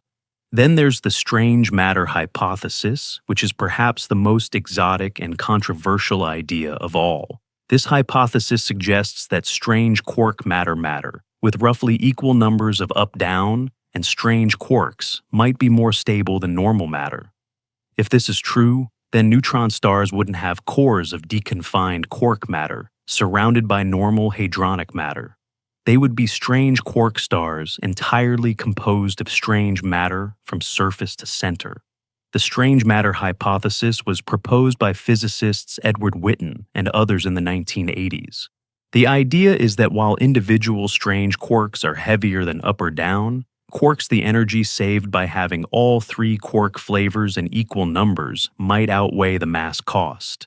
This would make strange matter, the true ground state of matter, more stable even than iron-56, the most stable nucleus. If strange matter is absolutely stable, the implications are profound and somewhat alarming. Any ordinary matter that comes into contact with strange matter would convert to strange matter, releasing energy in the process. A strange quark star could potentially convert a normal neutron star just by touching it. Hypothetical strange matter particles called strangelets could in principle convert Earth or other planets if they collided with them, though the probability of this is considered extremely low, and the hypothesis itself is disputed. How would we tell if a neutron star is actually a strange quark star? The observational signatures would be subtle. Strange quark stars would be more compact than normal neutron stars of the same mass, smaller radii, by perhaps 10–20%. They would cool differently, possibly showing different thermal emission. Their surfaces might be bare quark matter, rather than a normal crust affecting how they emit X-rays. Some candidates have been proposed. The object RX J1856.53754, for instance, is an isolated neutron star that's exceptionally small for its estimated mass, potentially consistent with a strange quark star. But the evidence is not conclusive. The radius measurement has significant uncertainties, and alternative explanations using normal neutron star physics can also fit the observations. Here's what absolutely fascinates me about all these exotic matter states we're testing fundamental physics in regimes completely inaccessible on Earth. The highest energy particle collider, we've built the Large Hadron Collider at CERN, can accelerate protons to energies around 7 TeV and smash them together, briefly creating tiny pockets of quark-gluon plasma that exist for about 10⁻23 seconds before dissipating. But a neutron star core sustains densities several times higher than we can achieve, in colliders not for 10⁻23 seconds, but for millions or billions of years. It's a natural laboratory operating continuously at energies and densities we can only dream of reaching. Every observation we make of neutron star behavior is a physics experiment probing the equation of state and the phase diagram of matter at extremes.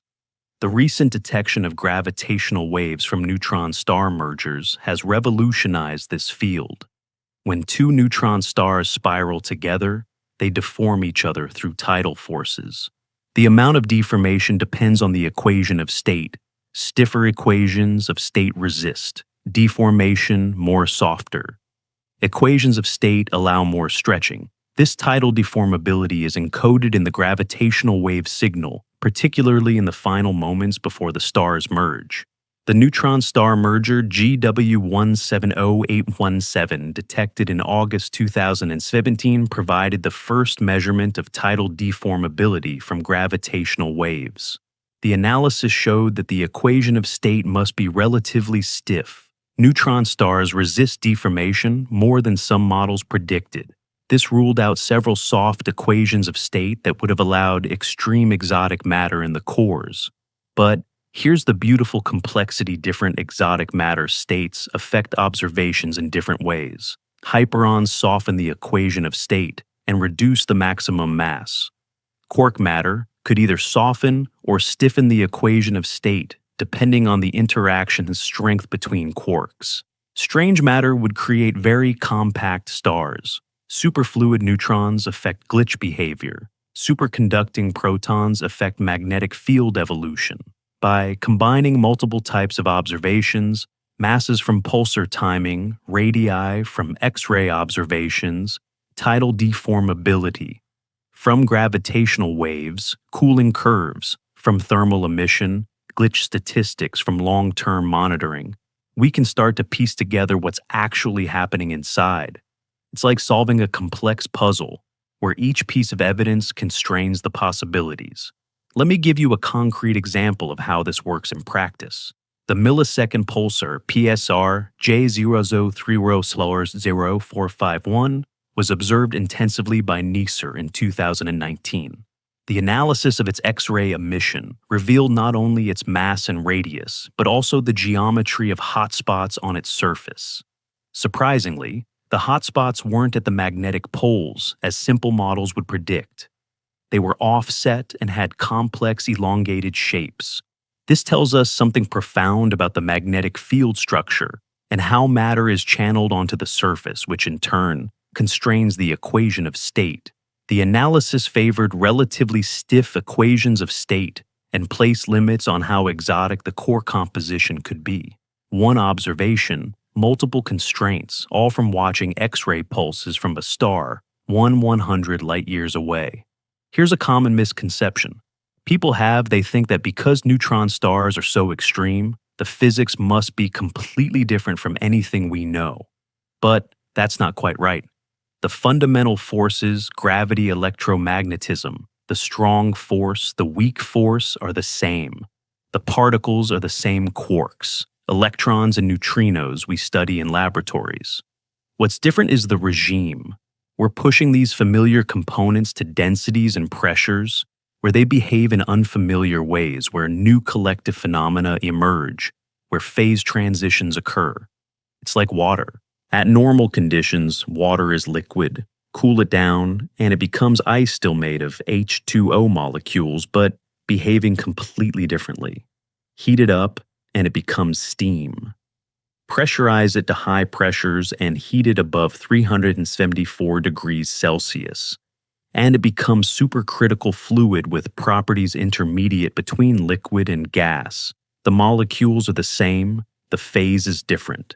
Neutron star matter is similar. The quarks are the same quarks we study in accelerators. But at nuclear density, they form nucleons. At higher density, they might form hyperons.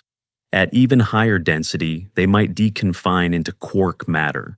Same fundamental particles, different emergent behavior. And that's the key insight. Neutron stars are laboratories for emergent physics, where collective behavior of countless particles creates phenomena that cannot be predicted just from knowing the properties of individual particles. You have to solve the many-body problem, accounting for quantum mechanics, relativity, and the strong force all simultaneously. This is why we need supercomputers running for months just to simulate small regions of neutron star matter for fractions of a second. The lesson here is profound nature has already conducted the ultimate experiment. We don't need to build particle accelerators the size of solar systems or create laboratory conditions that would vaporize planets. The universe has done it for us, creating natural laboratories in the form of neutron stars, operating continuously for millions of years, generating observable signals we can detect and analyze. Every exotic state of matter we've discussed, hyperons, pion condensates, kaon condensates, deconfined quark matter color, superconductors. Strange matter leaves fingerprints in neutron star observables. Our job is to be clever enough to read those fingerprints to design observations that can distinguish between different possibilities, to build theoretical models sophisticated enough to make testable predictions. We're getting there. The combination of gravitational wave astronomy, X-ray timing missions like NICER radio, pulsar observations, and theoretical advances in nuclear physics is creating a convergence. Within the next decade or two, we might finally answer questions that have puzzled physicists for nearly a century. What is the equation of state of nuclear matter? What exotic phases exist in neutron star cores? Is strange matter real? But while we've been exploring the interior structure and exotic matter, states we've only touched briefly on one of the most spectacular observable features of neutron stars, the phenomena that allowed us to discover them in the first place and continue to provide our richest source of data about these extraordinary objects. Pulsars are, without exaggeration, the most precisely timed objects in the universe. They are cosmic clocks so accurate that they rival and sometimes exceed the precision of atomic clocks on Earth. And the story of how we discovered them is one of the most remarkable tales in the history of astronomy, involving serendipity, persistence, and a young graduate student who made one of the most important discoveries of the 20th century, but was denied the recognition she deserved. It's July 1967. Jocelyn Bell, a 24-year-old graduate student at Cambridge University, is analyzing chart recordings from a radio telescope designed to study quasars, those brilliant distant objects powered by supermassive black holes. The telescope produces miles of paper charts every week covered in squiggly lines representing radio signals from space. It's tedious work requiring Bell to visually inspect these charts for interesting patterns. One day she notices something odd, a bit of scruff on the recording, as she later described it. It's faint, easily missed, but it doesn't look like interference or noise. It looks like a signal. She makes a note of it and continues working. The signal appears again a few weeks later, always coming from the same position in the sky. Intriguingly, it appears during the night when the telescope is pointing away from the sun, ruling out solar interference. Bell and her supervisor, Anthony Hewish, decide to investigate further. They set up faster recording equipment to capture the signal in more detail. And what they find is absolutely stunning. The signal isn't continuous. It pulses. Precisely. Regularly. Every 1.337 seconds, like clockwork. Pulse, pulse, pulse, with timing so regular it seems almost artificial.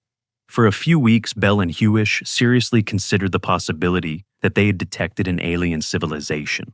They even nicknamed the source LGM-1 for Little Green Men. Can you imagine, for a brief moment in human history, we thought we might have found the first evidence of extraterrestrial intelligence. But as they continued observing, Bell found more pulsing sources, 3 more in different parts of the sky, each pulsing at different rates. And it became clear, whatever these objects were, they were natural, not artificial. They had discovered a new class of astronomical object, though they didn't yet know what they were looking at. The pulses were far too regular to be coming from anything large. A star the size of our sun couldn't pulsate. At 1.337 second intervals, it would tear itself apart. Even white dwarfs much smaller and denser couldn't pulse that fast without breaking up. The only objects that could rotate or vibrate that quickly without flying apart were neutron stars. The lighthouse model quickly emerged as the explanation. Imagine a neutron star spinning rapidly with its magnetic axis tilted relative to its rotation. Axes like Earth's geographic and magnetic poles don't align. Charged particles accelerated along the magnetic field lines create intense beams of radiation emerging from the magnetic poles. As the neutron star rotates, these beams sweep through space. If Earth happens to lie in the path of one of these beams, we see a pulse of radiation every time the beam sweeps past us. It's exactly like a lighthouse, a rotating beam creating periodic flashes. The discovery was revolutionary. It proved neutron stars existed. It gave us a way to study their properties in incredible detail, and it opened an entirely new field of astrophysics. Yet when the Nobel Prize in Physics was awarded in 1974 for the discovery of pulsars, it went to Anthony Hewish and Martin Ryle. Jocelyn Bell was excluded. This remains one of the most controversial omissions in Nobel history. Bell made the actual discovery. She noticed the signal, recognized its importance, and did much of the analysis. Many in the scientific community consider her exclusion a profound injustice. Bell herself has spoken about it with remarkable grace, noting that, as a graduate student, she wasn't in a position of power, and that the Nobel Committee's decision reflects the era's gender biases. She's since received numerous other honors and awards, and she's become an advocate for underrepresented groups in science. But the Nobel oversight stands as a reminder of how systemic biases can obscure contributions, particularly those of women in science. Now, let's talk about what makes pulsars so extraordinary as observational tools. The fastest spinning pulsar we know of is PSR J1748246AD, discovered in 2006. It rotates 716 times per second. Think about that. 716 complete rotations every single second. The surface of this neutron star is moving at roughly 24% the speed of light. Any faster and centrifugal forces would overcome gravity and tear the star apart. This pulsar is literally spinning at the absolute maximum rate a neutron star can sustain. But what's even more remarkable is the stability of pulsar rotation. The Crab pulsar, for instance, rotates 30.2 times per second. We can measure its rotation period to a precision of about 1 part in 10 to the 13th. That's 0.1%. This precision exceeds the best mechanical clocks ever built. In fact, millisecond pulsars, old fast-spinning pulsars that rotate hundreds of times per second, are so stable they rival atomic clocks. The millisecond pulsar PSR B1937+21, discovered in 1982, was the first pulsar found spinning faster than 100 times per second. It rotates 641.93 times per second, and its period is stable to about 1 part in 10 to the 14th. If you use this pulsar as a clock, it would gain or lose less than 1 second in 10 million years. This is comparable to the best atomic clocks on Earth, which use the oscillations of cesium atoms to keep time. This stability isn't just impressive, it's useful. Astronomers use pulsar timing to test fundamental physics. Einstein's general relativity makes specific predictions about how massive objects affect space-time and how orbits evolve when gravitational radiation carries away energy. Pulsars in binary systems, orbiting companion stars, or other neutron stars provide perfect laboratories to test these predictions. The binary pulsar PSR B1913-16, discovered by Russell Hulse and Joseph Taylor in 1974, consists of 2 neutron stars orbiting each other every 7.75 hours. General relativity predicts that this system should emit gravitational waves carrying away energy and causing the orbit to gradually shrink. The orbital period should decrease by about 76 microseconds per year. Over decades of precise timing, observations Hulse and Taylor measured exactly this effect. The orbit was shrinking at precisely the rate general relativity predicted. matching the theoretical value to better than 0.2% accuracy. This was the first indirect evidence for gravitational waves confirmed 40 years before LIGO's direct detection in 2015. Hulse and Taylor received the Nobel Prize in 1993 for this work, a Nobel Prize that this time went to the right people. But how exactly does pulsar timing work? The basic idea is simple. You record the arrival time of pulses from a pulsar over months or years, building up a model of its rotation. If the pulsar is in a binary system, its motion around the companion causes Doppler shifts in the pulse, arrival times. The pulses arrive slightly early when the pulsar is moving toward us, and slightly late when it's moving away. By carefully modeling these timing residuals, you can reconstruct the orbit with exquisite precision.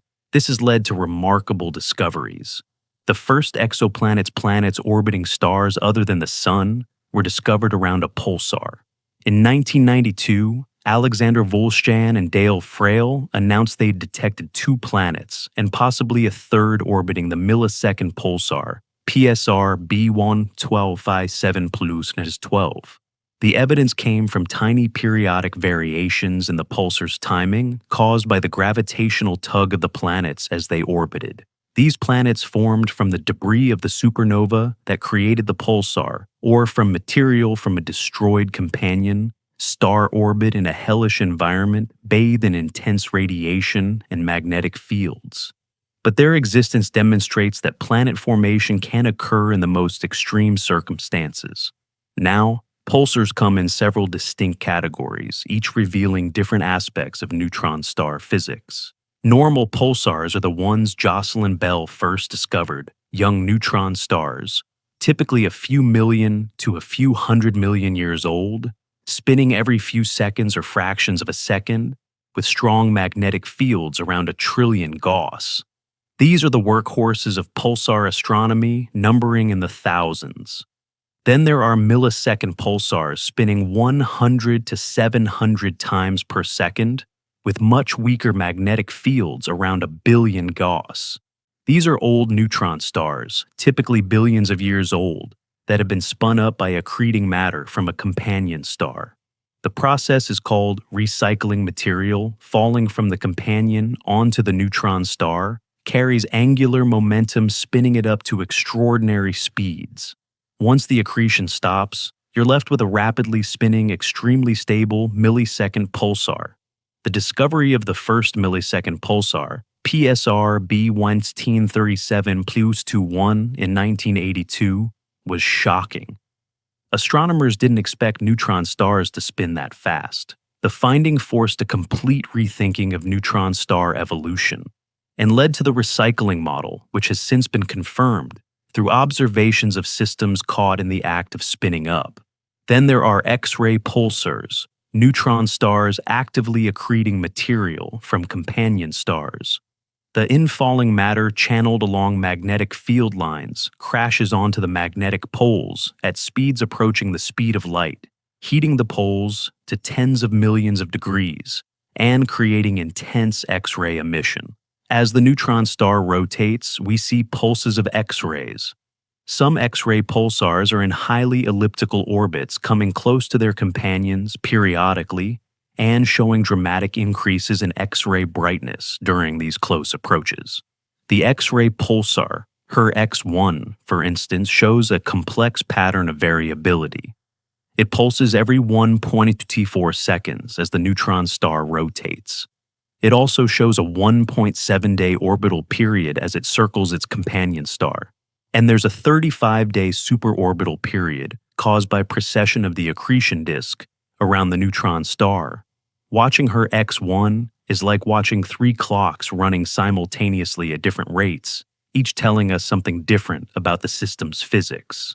But perhaps the most fascinating aspect of pulsars is their ability to probe the interstellar medium, the gas and plasma between stars. Radio waves from pulsars travel through this medium on their way to Earth, and the medium affects them in measurable ways. Lower frequency radio waves travel slightly slower than higher frequency waves when passing through ionized gas, creating a phenomenon called dispersion. By measuring how much the pulsar signal is dispersed, we can calculate the total amount of ionized material between us and the pulsar. This dispersion measure is incredibly useful. It tells us about the density and distribution of electrons in the interstellar medium. It helps us estimate distances to pulsars, and it's become a powerful tool for studying the structure of our galaxy. We've mapped the distribution of ionized gas in the Milky Way using pulsar dispersion measures, revealing spiral arms regions of active star formation, and even detecting localized structures like supernova remnants and ionized clouds. Some pulsars show even more exotic behavior.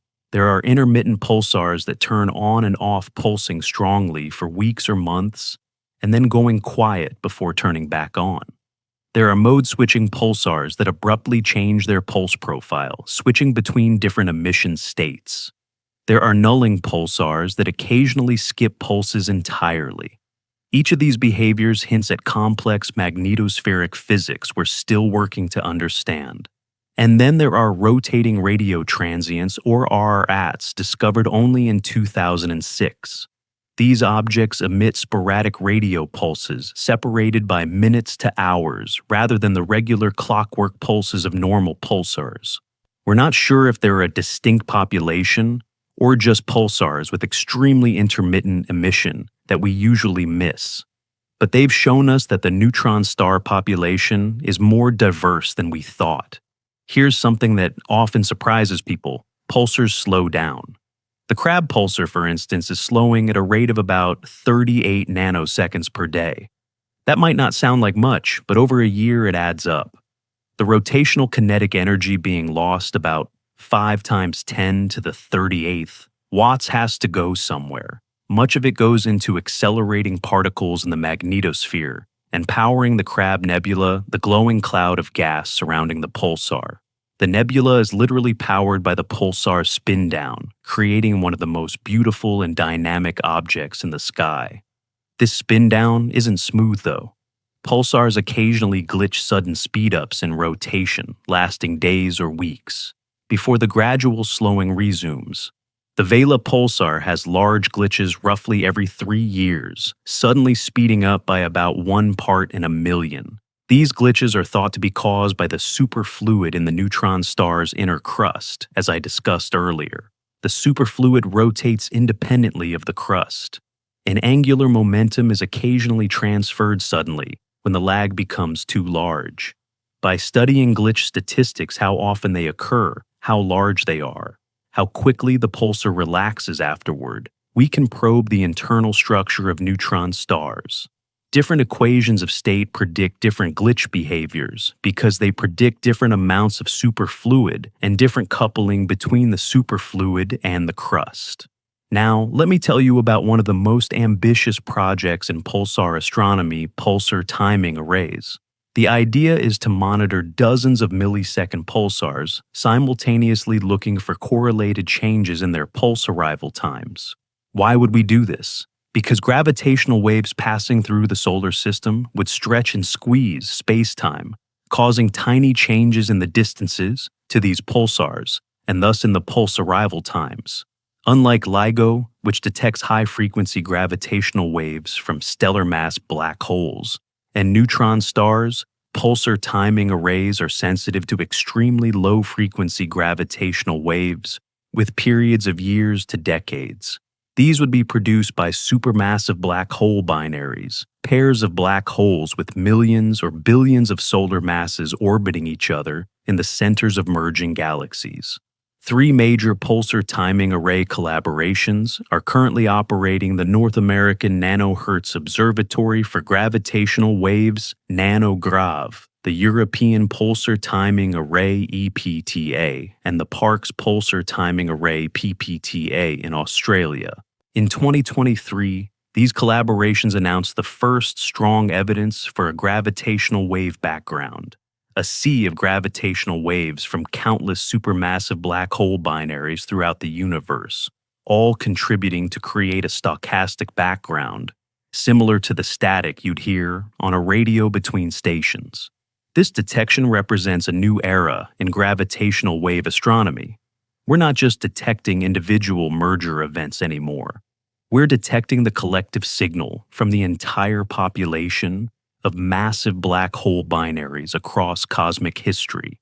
And we're doing it using neutron stars as the detectors spread across the galaxy, creating a detector array the size of our galactic neighborhood. Think about how extraordinary that is. We're using the precision of pulsar rotation combined with careful timing over decades to detect ripples in space-time from black holes billions of light years away, each one millions of times more massive than our sun. The measurement precision required is staggering. We're detecting timing variations of less than 100 nanoseconds in signals arriving from pulsars hundreds or thousands of light years distant.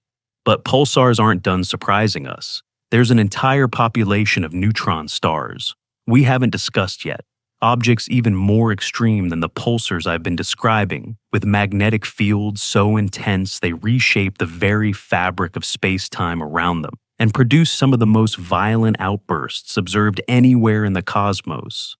Magnetars are neutron stars that have taken magnetic intensity to an almost unimaginable extreme. While normal neutron stars have surface magnetic fields around 100 million to 1 trillion gas magnetars possess fields of 100 trillion to 1,000 trillion gas, 1,000 times stronger than typical neutron stars, and a quadrillion times stronger than Earth's magnetic field. These are the most magnetic objects known in the universe, and their existence pushes our understanding of magnetic field generation to its absolute limits. To understand just how powerful these fields are, let me give you some context. Earth's magnetic field is about 0.5 Gauss at the surface. A typical refrigerator magnet is about 100 Gauss. The strongest continuous magnetic field ever created in a laboratory is around 45 Tesla, or 450,000 Gauss, generated by the National High Magnetic Field Laboratory in Florida. That field is strong enough to levitate frogs and distort molecular bonds.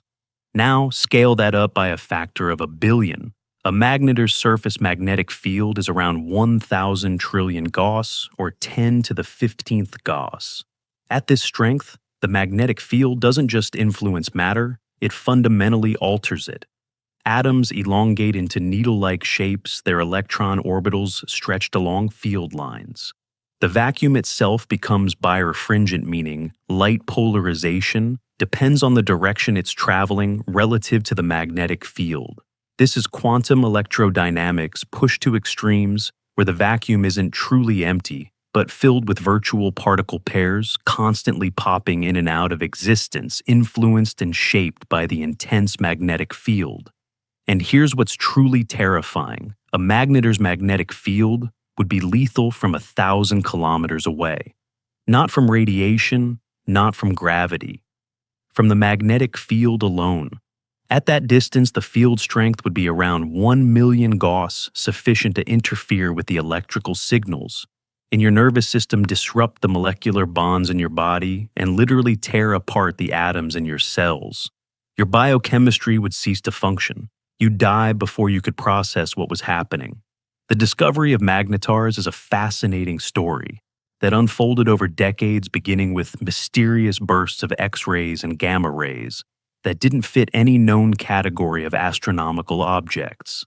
In March 1979, 9 spacecraft throughout the solar system, from Venus to beyond Jupiter, simultaneously detected an intense burst of gamma rays. The event, designated GRB 790305, was so bright it saturated detectors and temporarily blinded several instruments. Within seconds, it became clear this wasn't coming from within our solar system. The timing delays between different spacecraft allowed triangulation, pinpointing the source to the supernova remnant N49 in the Large Magellanic Cloud, a small galaxy 160,000 light-years away. The energy released in that brief burst was staggering, more than the sun emits in 1,000 years, released in less than a second. Nothing in our catalog of known phenomena could explain it. The source was designated a soft gamma repeater, or SGR, because it produced repeated bursts over the following years, though none as powerful as that initial event. Throughout the 1980s and 1990s, more SGRs were discovered along with a related class of objects called anomalous X-ray pulsars, or AXPs. These were neutron stars emitting steady X-rays far more energetic than could be explained by their rotation alone. They were spinning relatively slowly every few seconds, ruling out rotational energy as the power source. And they showed irregular bursting behavior, sometimes producing flares lasting minutes. The breakthrough came in 1992 when Robert Duncan and Christopher Thompson proposed the magnetar model. They suggested these objects were neutron stars with ultra-strong magnetic fields generated through a dynamo process during the first seconds after the neutron star's formation. If the newborn neutron star is rotating rapidly and has strong convection currents in its interior, magnetic fields can be wound up and amplified to incredible strengths through a process called the magnetohydrodynamic dynamo. The key insight was that such intense magnetic fields store enormous energy. A magnetar's magnetic field contains roughly 10 to the 47th joules, about the same as the total energy the sun will radiate in its entire 10 billion year lifetime, stored in the magnetic field alone.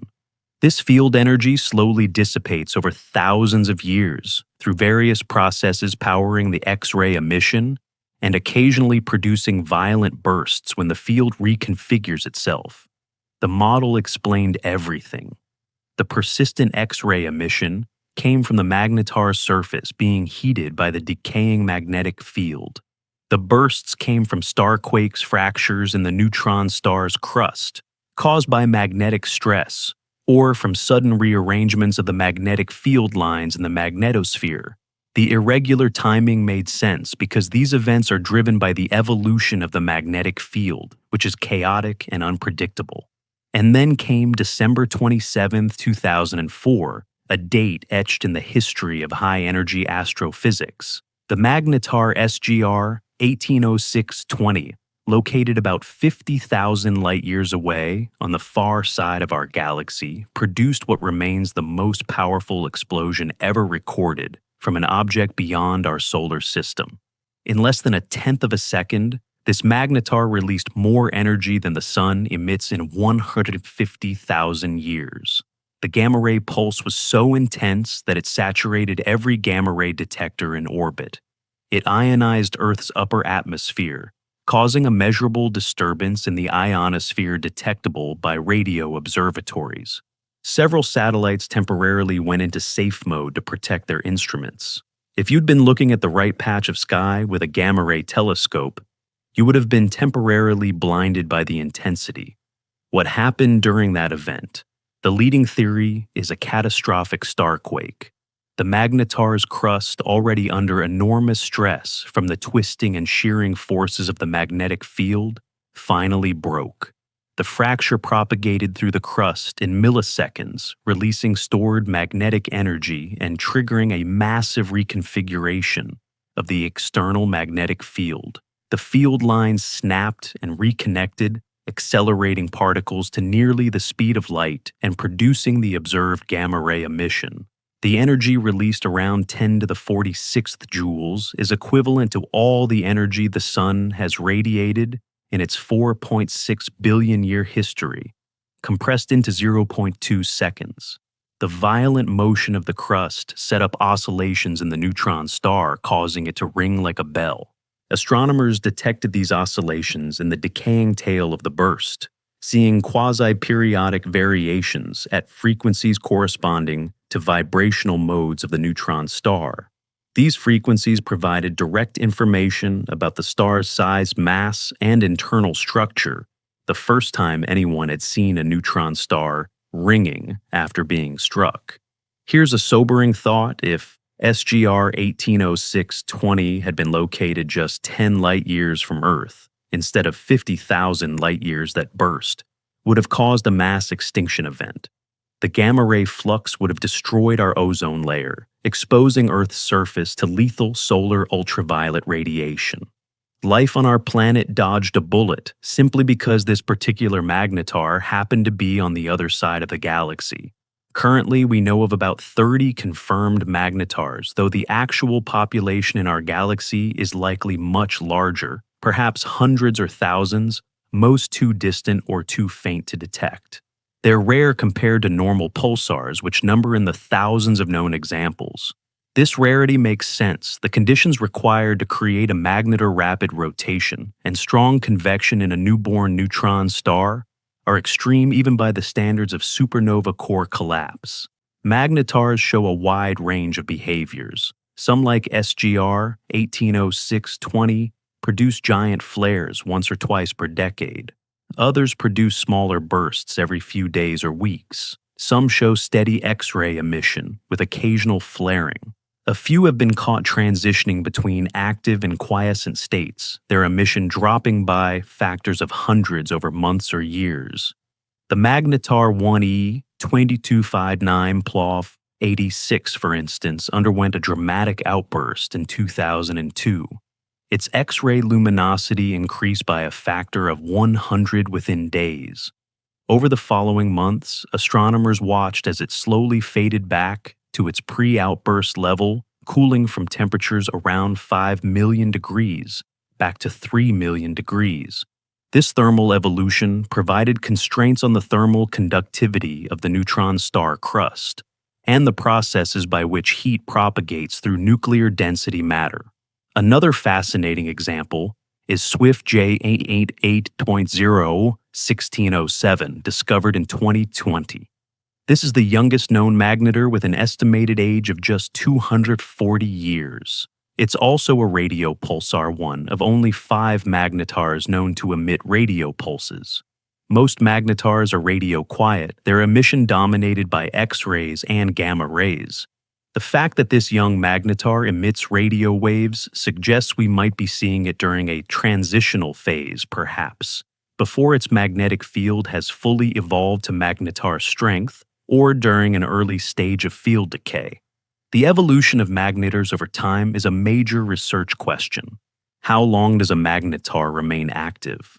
What happens as its magnetic field decays?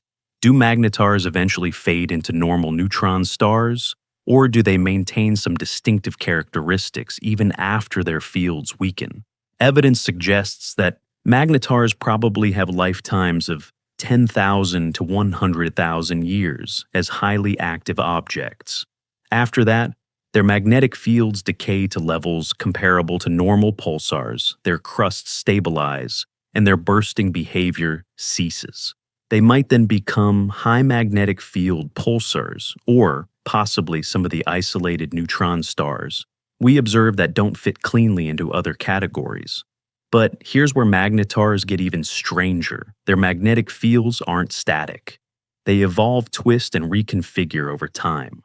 The internal magnetic field, the component inside the neutron star, can have a different geometry from the external field we observe.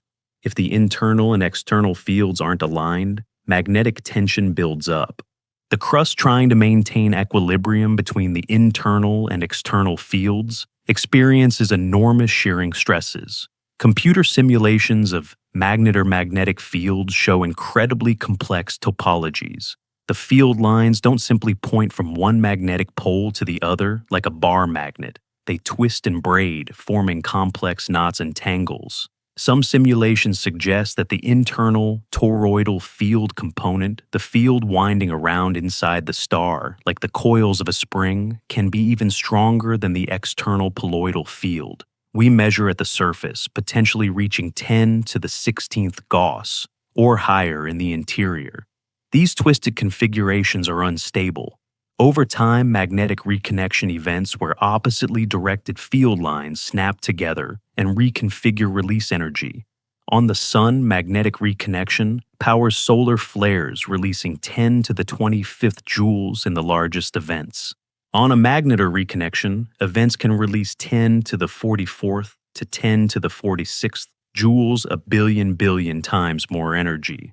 One of the most intriguing recent discoveries is that magnetar bursts might be triggering mechanisms for fast radio bursts, or FRBs, extremely brief, intense pulses of radio emission coming from distant galaxies. In April 2020, the magnetar SGR 1935-2154 in our galaxy produced a burst that was simultaneously detected in X-rays and as a bright radio pulse. This was the first FRB detected from a known source and the first FRB definitively associated with a magnetar. The discovery was groundbreaking because FRBs had been one of astronomy's great mysteries.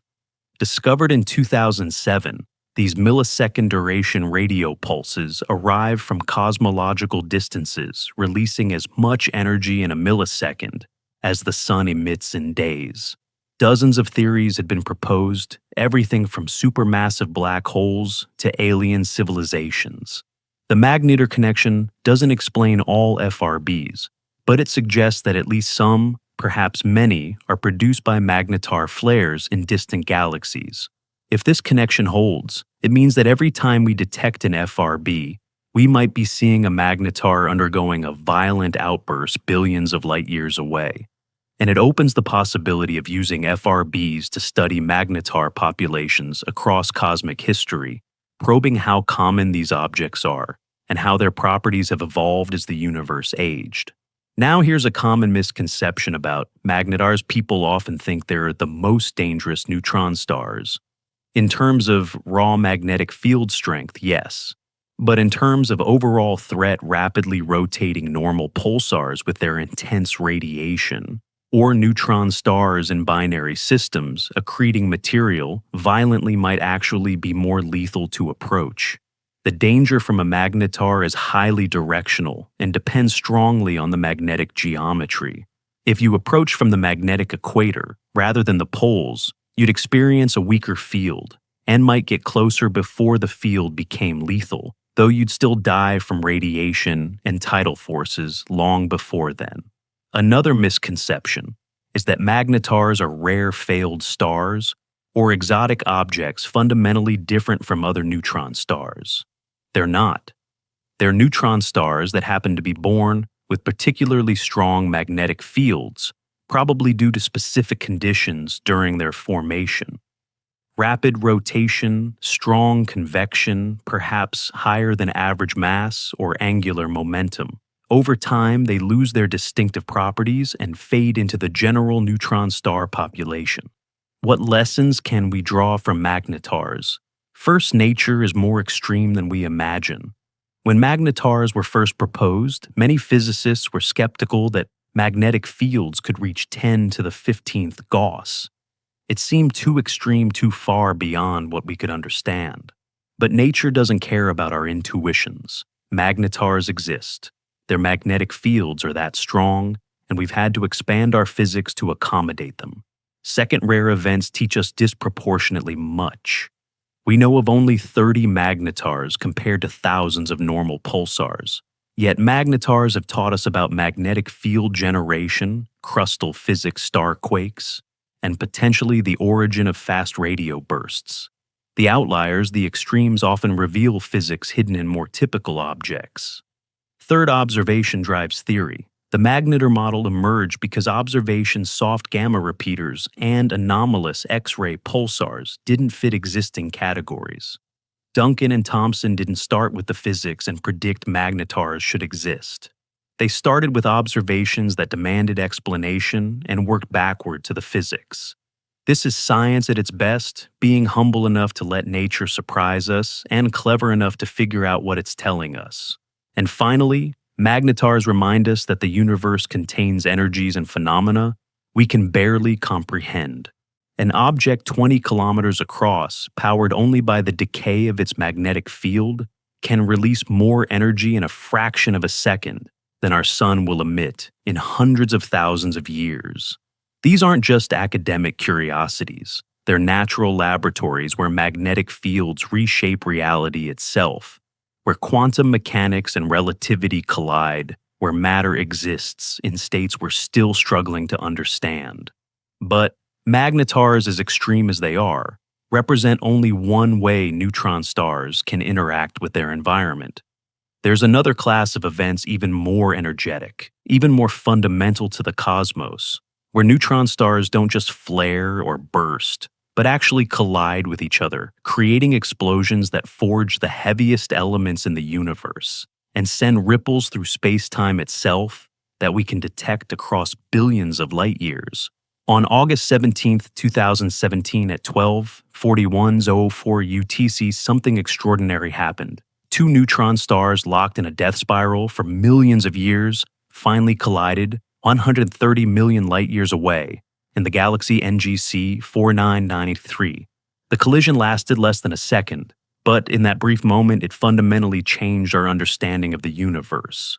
It was the first cosmic event ever observed simultaneously in gravitational waves and across the entire electromagnetic spectrum: gamma rays, X-rays, ultraviolet visible light, infrared, and radio waves. And it answered a question that had puzzled scientists for decades. Where do the heaviest elements in the universe come from? The gold in your jewelry, the platinum in catalytic converters, the uranium in nuclear reactors, the iodine in your body essential for thyroid function. These elements and all elements heavier than iron cannot be created in normal stellar fusion. They require something more extreme, more violent, more energetic. For years, we suspected supernovae were the answer, but the physics never quite worked out. The conditions in most supernovae aren't quite right to produce the heaviest elements in the quantities we observe throughout the universe. The answer, it turns out, is neutron-star mergers. These catastrophic collisions are cosmic forges creating conditions so extreme that neutrons are forced into atomic nuclei faster than they can decay, building up the periodic table all the way to uranium, thorium, and beyond. Every atom of gold on Earth in your rings, your electronics, your teeth fillings, was forged in the collision of two neutron stars sometime in our galaxy's past, scattered into space and eventually incorporated into the cloud of gas and dust that formed our solar system 4.6 billion years ago.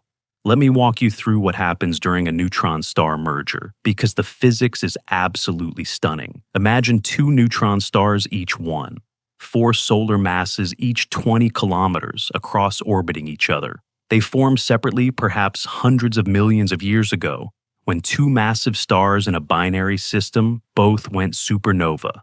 Now they're locked together, spiraling inward as gravitational waves carry away their orbital energy. At first, the in-spiral is slow. When the neutron stars are separated by thousands of kilometers, they lose energy gradually, their orbit shrinking imperceptibly over millions of years. But as they get closer, the process accelerates.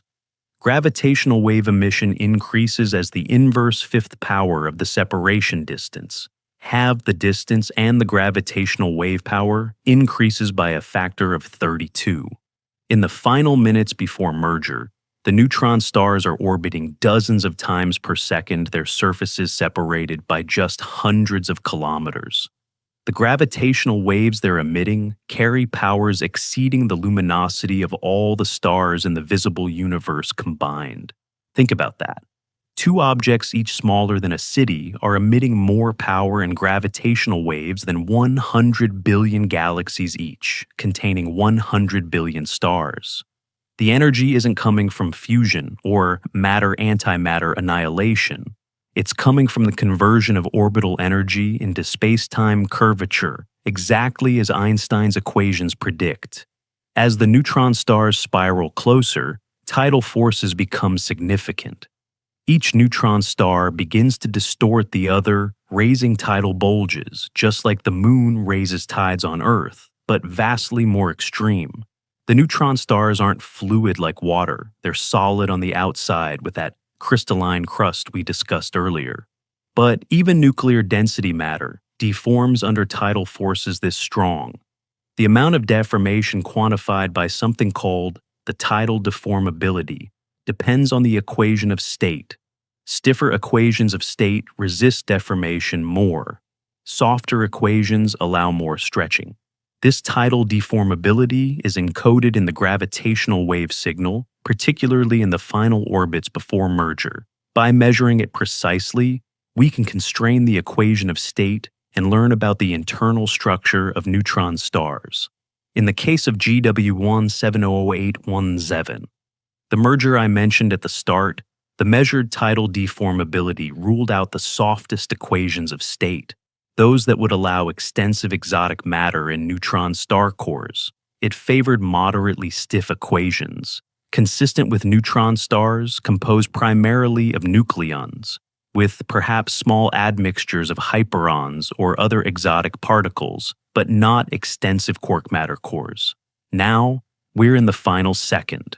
The neutron stars are orbiting hundreds of times per second, their surfaces separated by just tens of kilometers. The tidal distortions are enormous. Matter is being stripped from each neutron star and flung into orbit, creating a hot, dense accretion torus surrounding the binary.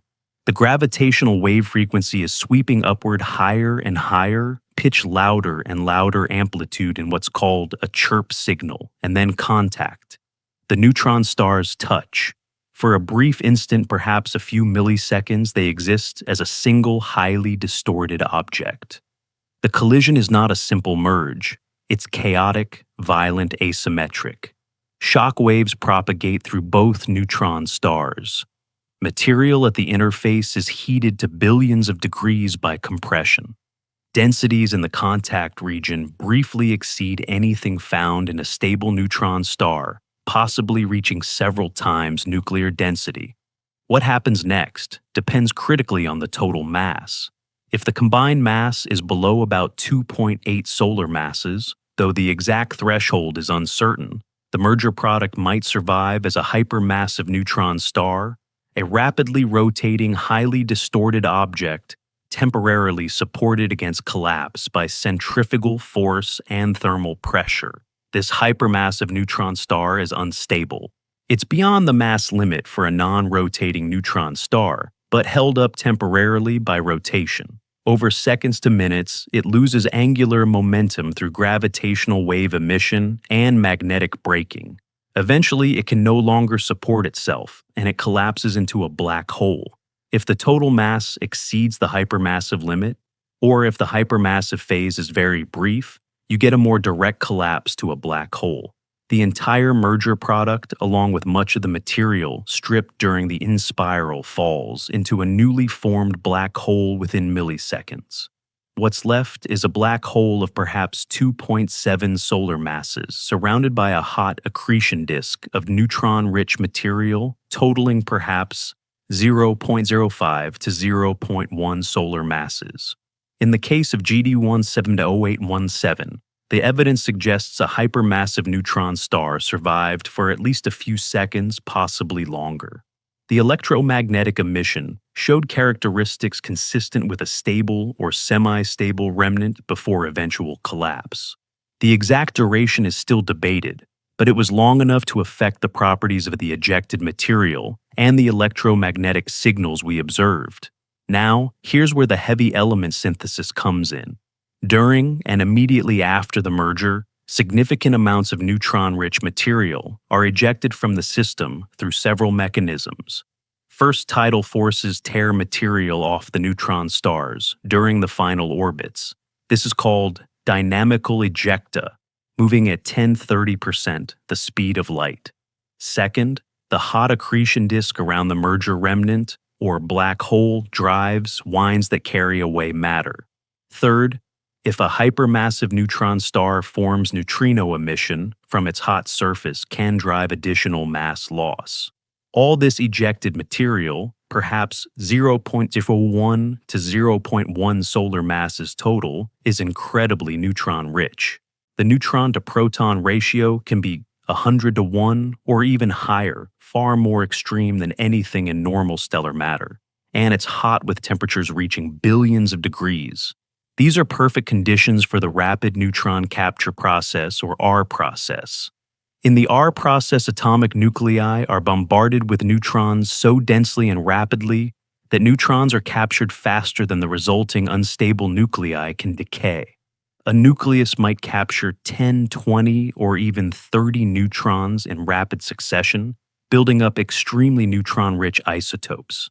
These isotopes then beta decay neutrons, converting to protons, creating progressively heavier elements. The process runs up the periodic table like a zipper, creating isotopes far from the valley of stability, until it reaches the heaviest elements where fission becomes dominant. The R process is how nature creates about half of all elements heavier than iron, including all the platinum group metals, most of the gold, all the uranium and thorium, and many of the rare earth elements. For decades, we thought this happened in supernovae, but detailed modeling showed supernova conditions weren't quite right. Neutron star mergers, on the other hand, are perfect. The neutron density is extreme, the temperatures are high, and the conditions last long enough seconds to minutes for the R process to run to completion. The ejected material glows. Initially, it's heated by radioactive decay of the unstable R process nuclei. This emission creates a kilonova, an optical and infrared transient roughly 1,000 times brighter than a classical nova. The term kilonova was coined in 2010 to describe this predicted phenomenon, though it wasn't definitively observed until GW 170817. The kilonova emission from GW 170817 was spectacular. It appeared first in ultraviolet and blue light, fading over hours as the ejecta expanded and cooled. Then it transitioned to red and infrared as heavy R process elements in the expanding debris became opaque to shorter wavelengths. The spectrum and light curve match theoretical predictions for R process nucleosynthesis beautifully. By measuring the total luminosity and duration, astronomers estimated that the merger produced around 10 Earth masses of heavy elements, about 0.05 solar masses, including roughly 10 moon masses of gold and platinum. 10 moon masses? That's about 200 billion kilograms of gold created in 1 second. Every gold atom ever mined on Earth, totaling about 200,000 tons, represents roughly 1/10 trillionth of the gold produced in that single event. And GW 170817 wasn't unique. Neutron star mergers happen throughout the universe at a rate of perhaps 100 to 1,000 per year in each galaxy. Over cosmic history, these mergers have enriched the universe with heavy elements, scattered them through supernova remnants and stellar winds, and seeded subsequent generations of stars and planets.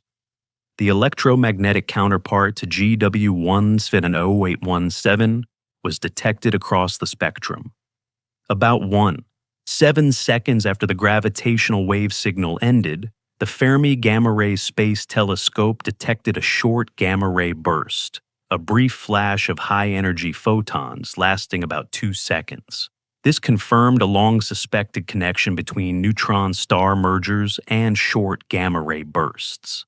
These bursts, which had been observed since the 1960s but remained mysterious, are now understood to be relativistic jets launched during or shortly after neutron star mergers powered by the accretion disk around the newly formed black hole. Over the following hours and days, ground-based telescopes pinpointed the optical counterpart in NGC 4993, a galaxy 130 million light-years away in the constellation Hydra. This was the first time a gravitational wave source had been localized precisely enough to identify the host galaxy and study the electromagnetic emission in detail. Over the next weeks, telescopes around the world and in space observed the fading kilonova across wavelengths from X-rays to radio waves. The radio emission detected by the Very Large Array in New Mexico was particularly interesting. It appeared days after the merger and brightened over weeks, peaking around 100 days post-merger. This emission comes from the interaction of the fastest-moving ejecta with the surrounding interstellar medium.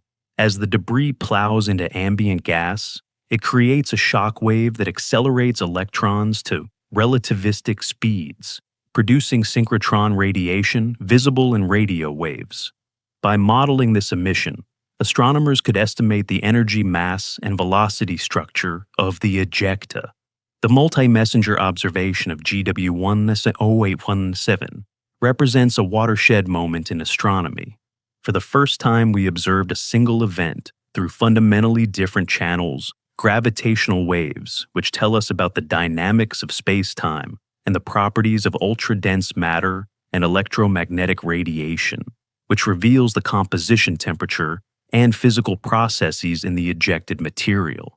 Think about what was achieved. From gravitational waves alone, we measured the masses of both neutron stars, constrained their radii through tidal deformability, determined the distance to the merger through the amplitude and frequency evolution of the signal, and confirmed that gravitational waves travel at the speed of light to exquisite precision. From the electromagnetic observations, we identified the host galaxy, measured the expansion velocity of the ejecta, confirmed our process nucleosynthesis, detected a gamma-ray burst jet, and traced the evolution of the kilonova over weeks. Together, these observations constrained neutron star physics, confirmed decades-old theoretical predictions, and revealed the cosmic origins of gold and platinum.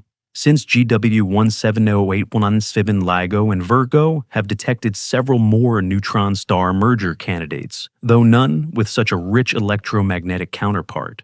Some were too distant for electromagnetic observatories to detect the kilonova. Others occurred in regions of sky that were behind the sun, from Earth's perspective, making immediate follow-up impossible. But each detection adds to our statistical understanding of neutron star properties and merger rates. One particularly interesting event is GW 190425, detected in April 2019. This merger involved an unusually massive system, total mass, around 3.4 solar masses, significantly heavier than the typical neutron star binaries we've observed in our galaxy.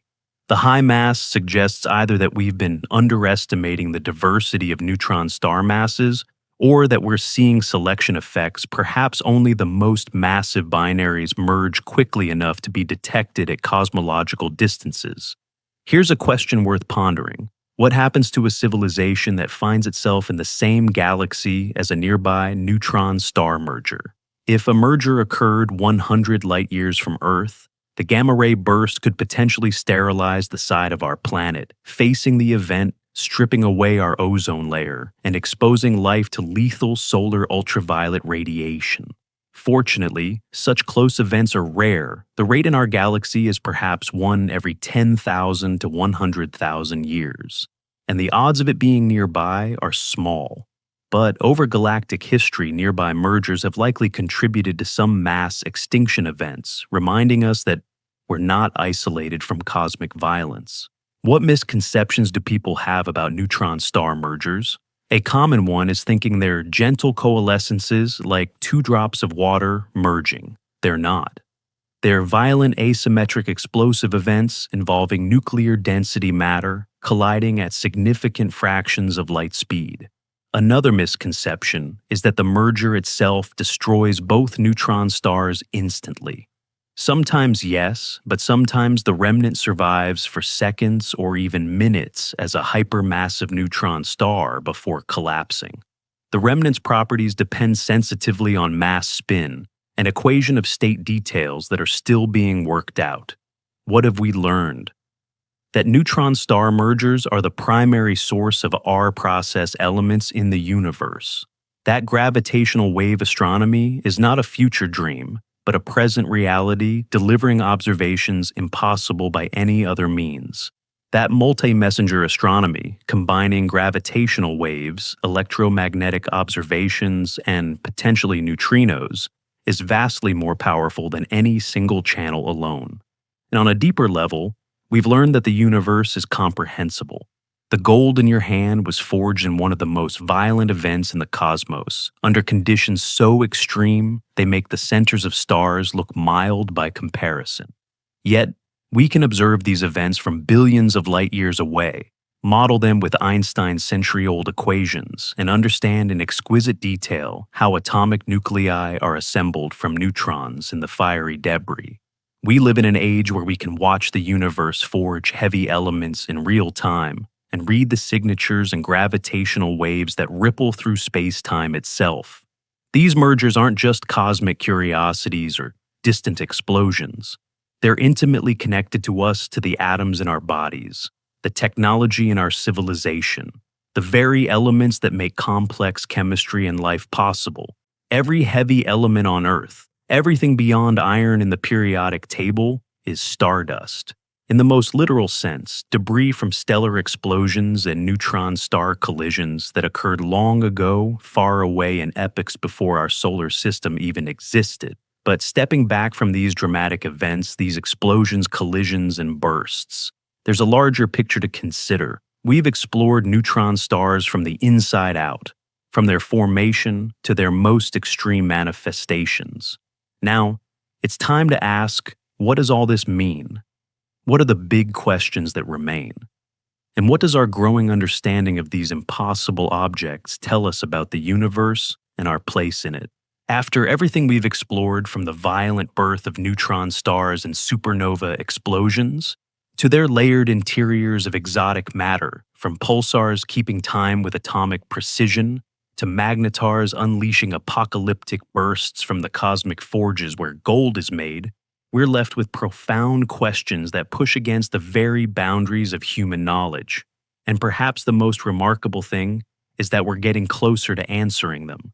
The first and most fundamental question is what exactly is the equation of state of nuclear matter at supernuclear densities? This might sound technical, but it's asking something profound. What are the rules that govern how matter behaves when compressed beyond anything we can create on Earth? Do quarks remain confined in nucleons, or do they break free? Does matter undergo phase transitions we haven't imagined? Is there a form of matter more stable than the atoms that make up everything around us? For decades, this question remained firmly in the realm of theory. Physicists would construct models based on different assumptions about the strong nuclear force, calculate predictions, and argue about which was correct. But there was no way to test these models at the densities found in neutron star cores. It was like arguing about what's at the bottom of the ocean before anyone had invented deep-sea submarines. That's changed. The combination of gravitational wave astronomy, X-ray timing missions like NICER, and precise measurements of neutron star masses has given us multiple independent probes of the equation of state. Each measurement, each mass radius determination, each tidal deformability constraint, each glitch statistic shrinks the allowed parameter space. We are triangulating toward the truth from multiple directions.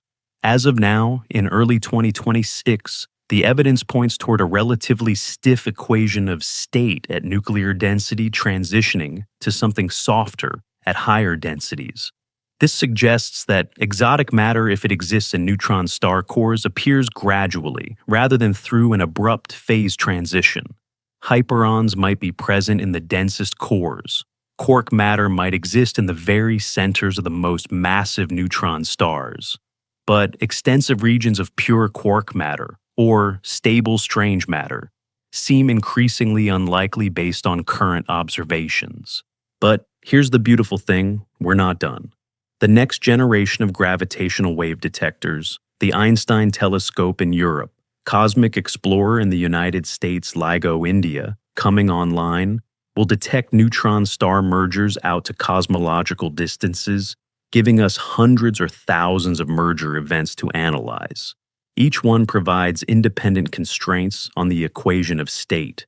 By the 2030s, we'll have enough data to definitively rule out most theoretical models and converge on the correct description of matter at these densities. The second major question, what is the maximum mass of a neutron star?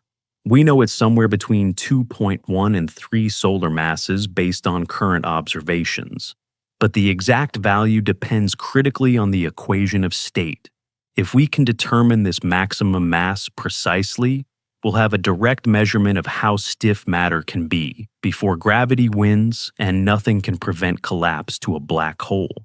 This question has profound implications beyond just neutron stars. The maximum mass tells us about the fundamental limits of matter. It's the dividing line between objects with surfaces where light can escape and physics remains normal, and black holes where space-time curvature becomes so extreme that not even light can escape. Understanding this boundary helps us understand the nature of gravity itself and how it interacts with the other fundamental forces. Recent observations are pushing this boundary higher. The discovery of pulsars with masses above 2 solar masses ruled out many soft equations of state.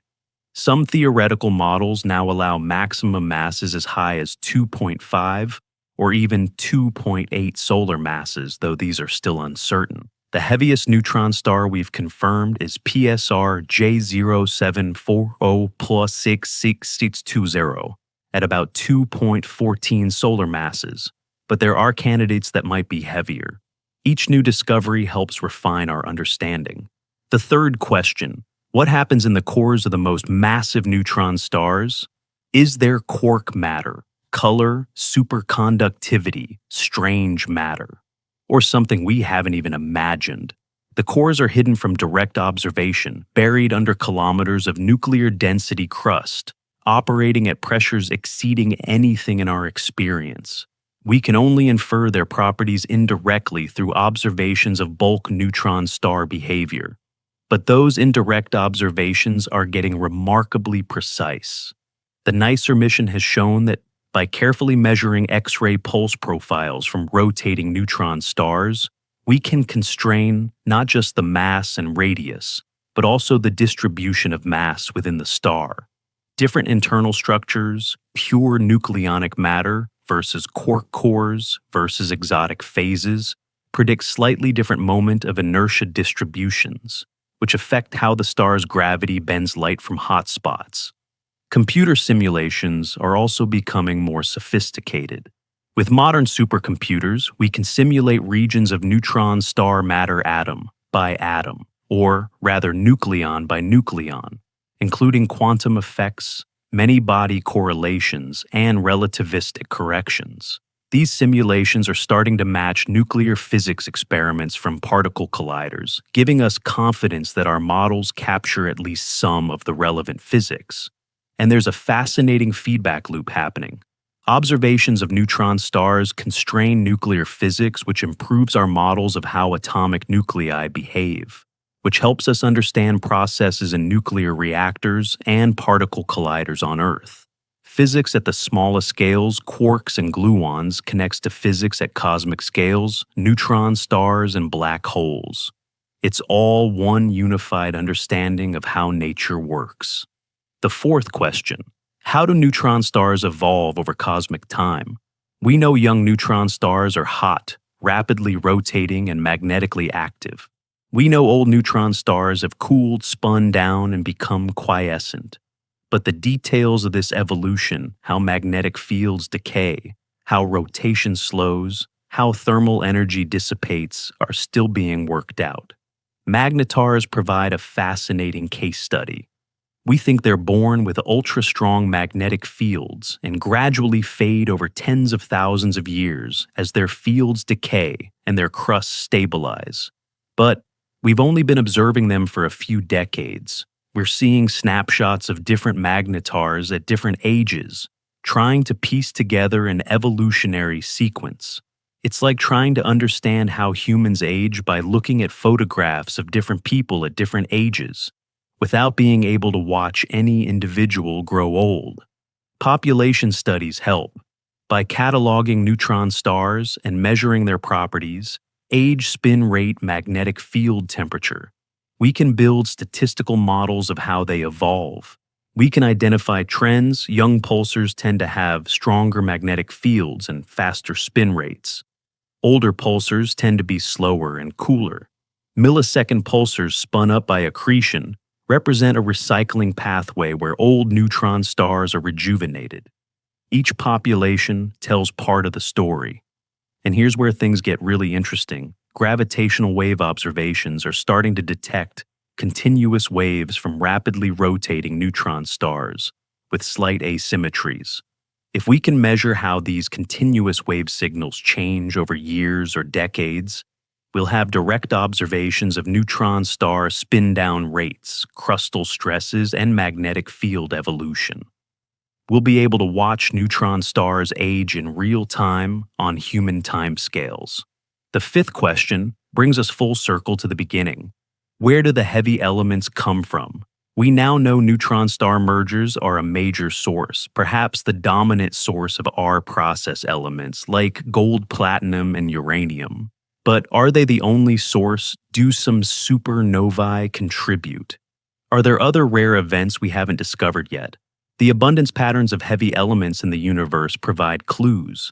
Different stars have different ratios of R process elements, suggesting they formed from gas, enriched by different numbers and types of R process events. Some old stars show R process patterns consistent with a single neutron star merger, contaminating the gas cloud from which they formed. Other stars show more diluted patterns, suggesting enrichment from multiple events mixed together. By studying these abundance patterns across stellar populations of different ages, we can reconstruct the history of heavy element production in our galaxy. We can estimate how many neutron star mergers have occurred when they occurred, and how their debris spread through the interstellar medium. We're reading the fossil record of cosmic violence written in the atoms of ancient stars. And this connects directly to us. The atoms in your body, the calcium in your bones, the iron in your blood, the iodine in your thyroid come from stars. But the heavier elements, the gold and platinum and trace elements essential for complex chemistry, come from neutron star mergers. You are literally made of stardust, forged in the most violent events in the cosmos. Every gold atom you've ever touched passed through temperatures exceeding 1 billion degrees and neutron densities matching atomic nuclei. That ring on your finger is a relic of cosmic catastrophe. Now, let's talk about the future, because neutron star astronomy is entering a golden age. Several major facilities and missions will come online in the next decade that will revolutionize our understanding. The Square Kilometre Array, or SKA, currently under construction in South Africa and Australia, will be the world's largest radio telescope when completed in the late 2020s. It will discover thousands of new pulsars, including rare systems like neutron star black hole binaries and neutron stars orbiting supermassive black holes in galactic centers. The timing precision will be so high that will measure orbital effects from general relativity to unprecedented accuracy testing, Einstein's theory in regimes far more extreme than the solar system. The Einstein Telescope and Cosmic Explorer next-generation gravitational wave detectors planned for the 2030s will be 10 times more sensitive than current LIGO and Virgo detectors. They'll detect neutron star mergers out to redshifts of 2 or higher, looking back 10 billion years in cosmic history. We'll observe how neutron star merger rates have evolved as the universe aged, how the equation of state might have been different in earlier cosmic epochs if star formation produced different neutron star populations, and potentially detect entirely new classes of gravitational wave sources we haven't imagined. Missions like the proposed Athena X-ray Observatory and enhanced X-ray timing instruments will measure neutron star masses and radii with exquisite precision, potentially achieving 5% radius measurements for a large sample of neutron stars. This precision will definitively distinguish between competing equations of state and reveal whether exotic matter exists in cores. And there are wild ideas on the horizon. Some physicists have proposed using pulsar timing arrays not just to detect gravitational waves from supermassive black holes, but to search for ultralight dark matter, primordial black holes, or even cosmic strings, hypothetical defects in spacetime left over from the early universe. Neutron stars, with their incredible stability and measurable properties, become tools to probe fundamental physics in ways we're only beginning to imagine. But beyond the science, beyond the data and observations and theoretical models, there's something deeply meaningful about neutron stars. They represent the universe at its most extreme, pushing against the absolute limits of what matter can endure, before it ceases to be matter at all and becomes something else, a black hole, pure energy perhaps. Forms of existence we can't yet conceive. When we study neutron stars, we're asking profound questions about existence itself. What are the limits of physical reality? Can matter be compressed infinitely? Or is there a point where it resists with infinite pressure? What happens at the boundary between quantum mechanics and gravity? These aren't just academic curiosities. They're questions about the fundamental structure of reality. And here's what fills me with wonder. We live in an era where we can answer these questions. We're not just speculating or philosophizing. We're observing, measuring, testing predictions against reality. We're using telescopes that detect ripples in space-time, instruments that measure the timing of pulses, to nanosecond precision supercomputers that simulate matter at nuclear densities, and human ingenuity to piece together how nature works at extremes. There's also a certain poetry to it. The atoms that make up your brain, the neurons firing as you listen to these words, the consciousness pondering these cosmic extremes, they were forged in stars. Some were made in the cores of massive stars through fusion. Others were created in supernova explosions. And some, the heaviest elements, the gold and platinum and uranium, were synthesized in neutron star mergers in the death throes of stellar remnants colliding at relativistic speeds. You are the universe contemplating itself. Atoms forged in cosmic fires assembled through billions of years of chemistry and evolution, organized into structures complex enough to wonder about their own origins. When you look at a neutron star, you're seeing a distant cousin matter, pushed to extremes you can barely imagine, but still governed by the same physical laws that govern the atoms in your hand. And there's a humility in this understanding. We're not the center of the universe. We're a tiny eddy in the cosmic stream, a brief configuration of matter and energy that happens to be self-aware. The universe contains phenomena so extreme, so violent, so far beyond human scale, that they make our entire existence seem almost impossibly delicate. A magnet or flare happening in our cosmic neighborhood could sterilize our planet. A nearby neutron star merger could trigger a mass extinction. The universe is not built for our comfort, yet here we are, against all odds on a planet orbiting a stable star in a galaxy free from recent nearby catastrophes, conscious and curious and capable of understanding. We've built instruments that can detect events billions of light years away. We've developed mathematics that describes how space-time curves and matter behaves. We've created a civilization capable of asking and answering questions about the fundamental nature of reality. That's not nothing. That's actually quite remarkable. So, what's the ultimate lesson from neutron stars? Perhaps it's this: the universe is more extreme, more complex, and more beautiful than we can imagine, but it is comprehensible. Every mystery we've solved, from the nature of pulsars to the origins of heavy elements, seemed impossible until it wasn't. Every observation that seemed beyond reach, from detecting gravitational waves to measuring neutron star radii, has become routine. The questions that remain unanswered, the equation of state, the maximum mass, the nature of the cores, will eventually yield to observation and theory. Not because we're clever, though we are, but because the universe follows rules, and those rules leave fingerprints in every observation we make. And as we sleep tonight, as we drift off under the stars, remember this: somewhere out there, a neutron star is spinning hundreds of times per second, its magnetic field sweeping beams of radiation through space. Somewhere, 2 neutron stars are spiraling toward collision, emitting gravitational waves we'll detect in years or decades or centuries. Somewhere, a magnetar is fracturing its crust, breaking under magnetic stress, preparing to unleash an explosion that will dwarf anything we can create. The universe is vast and violent and ancient, but it's also orderly and knowable, and in its own strange way generous. It created the heavy elements that make life possible.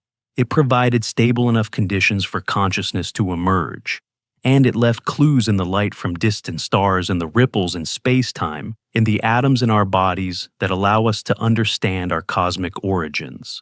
So, rest well knowing that you're made of star matter, that the universe is comprehensible, and that every day we're learning more about the cosmic extremes where matter breaks down and physics is pushed to its limits. The neutron stars will keep spinning, the gravitational waves will keep propagating, and curious minds will keep asking questions, pushing against the boundaries of knowledge. Thank you for joining me on this journey through the strange physics inside neutron stars. I hope you found it as fascinating as I do. If you enjoyed exploring these cosmic extremes with me, consider subscribing to join future journeys into the universe's deepest mysteries. And rest peacefully tonight, knowing that somewhere in the cosmos, neutron stars are writing new chapters in the story of matter, energy, and existence itself. Until next time, keep looking up, keep asking questions, and keep marveling at this strange, beautiful, impossible universe we call home. Sweet dreams, cosmic explorers.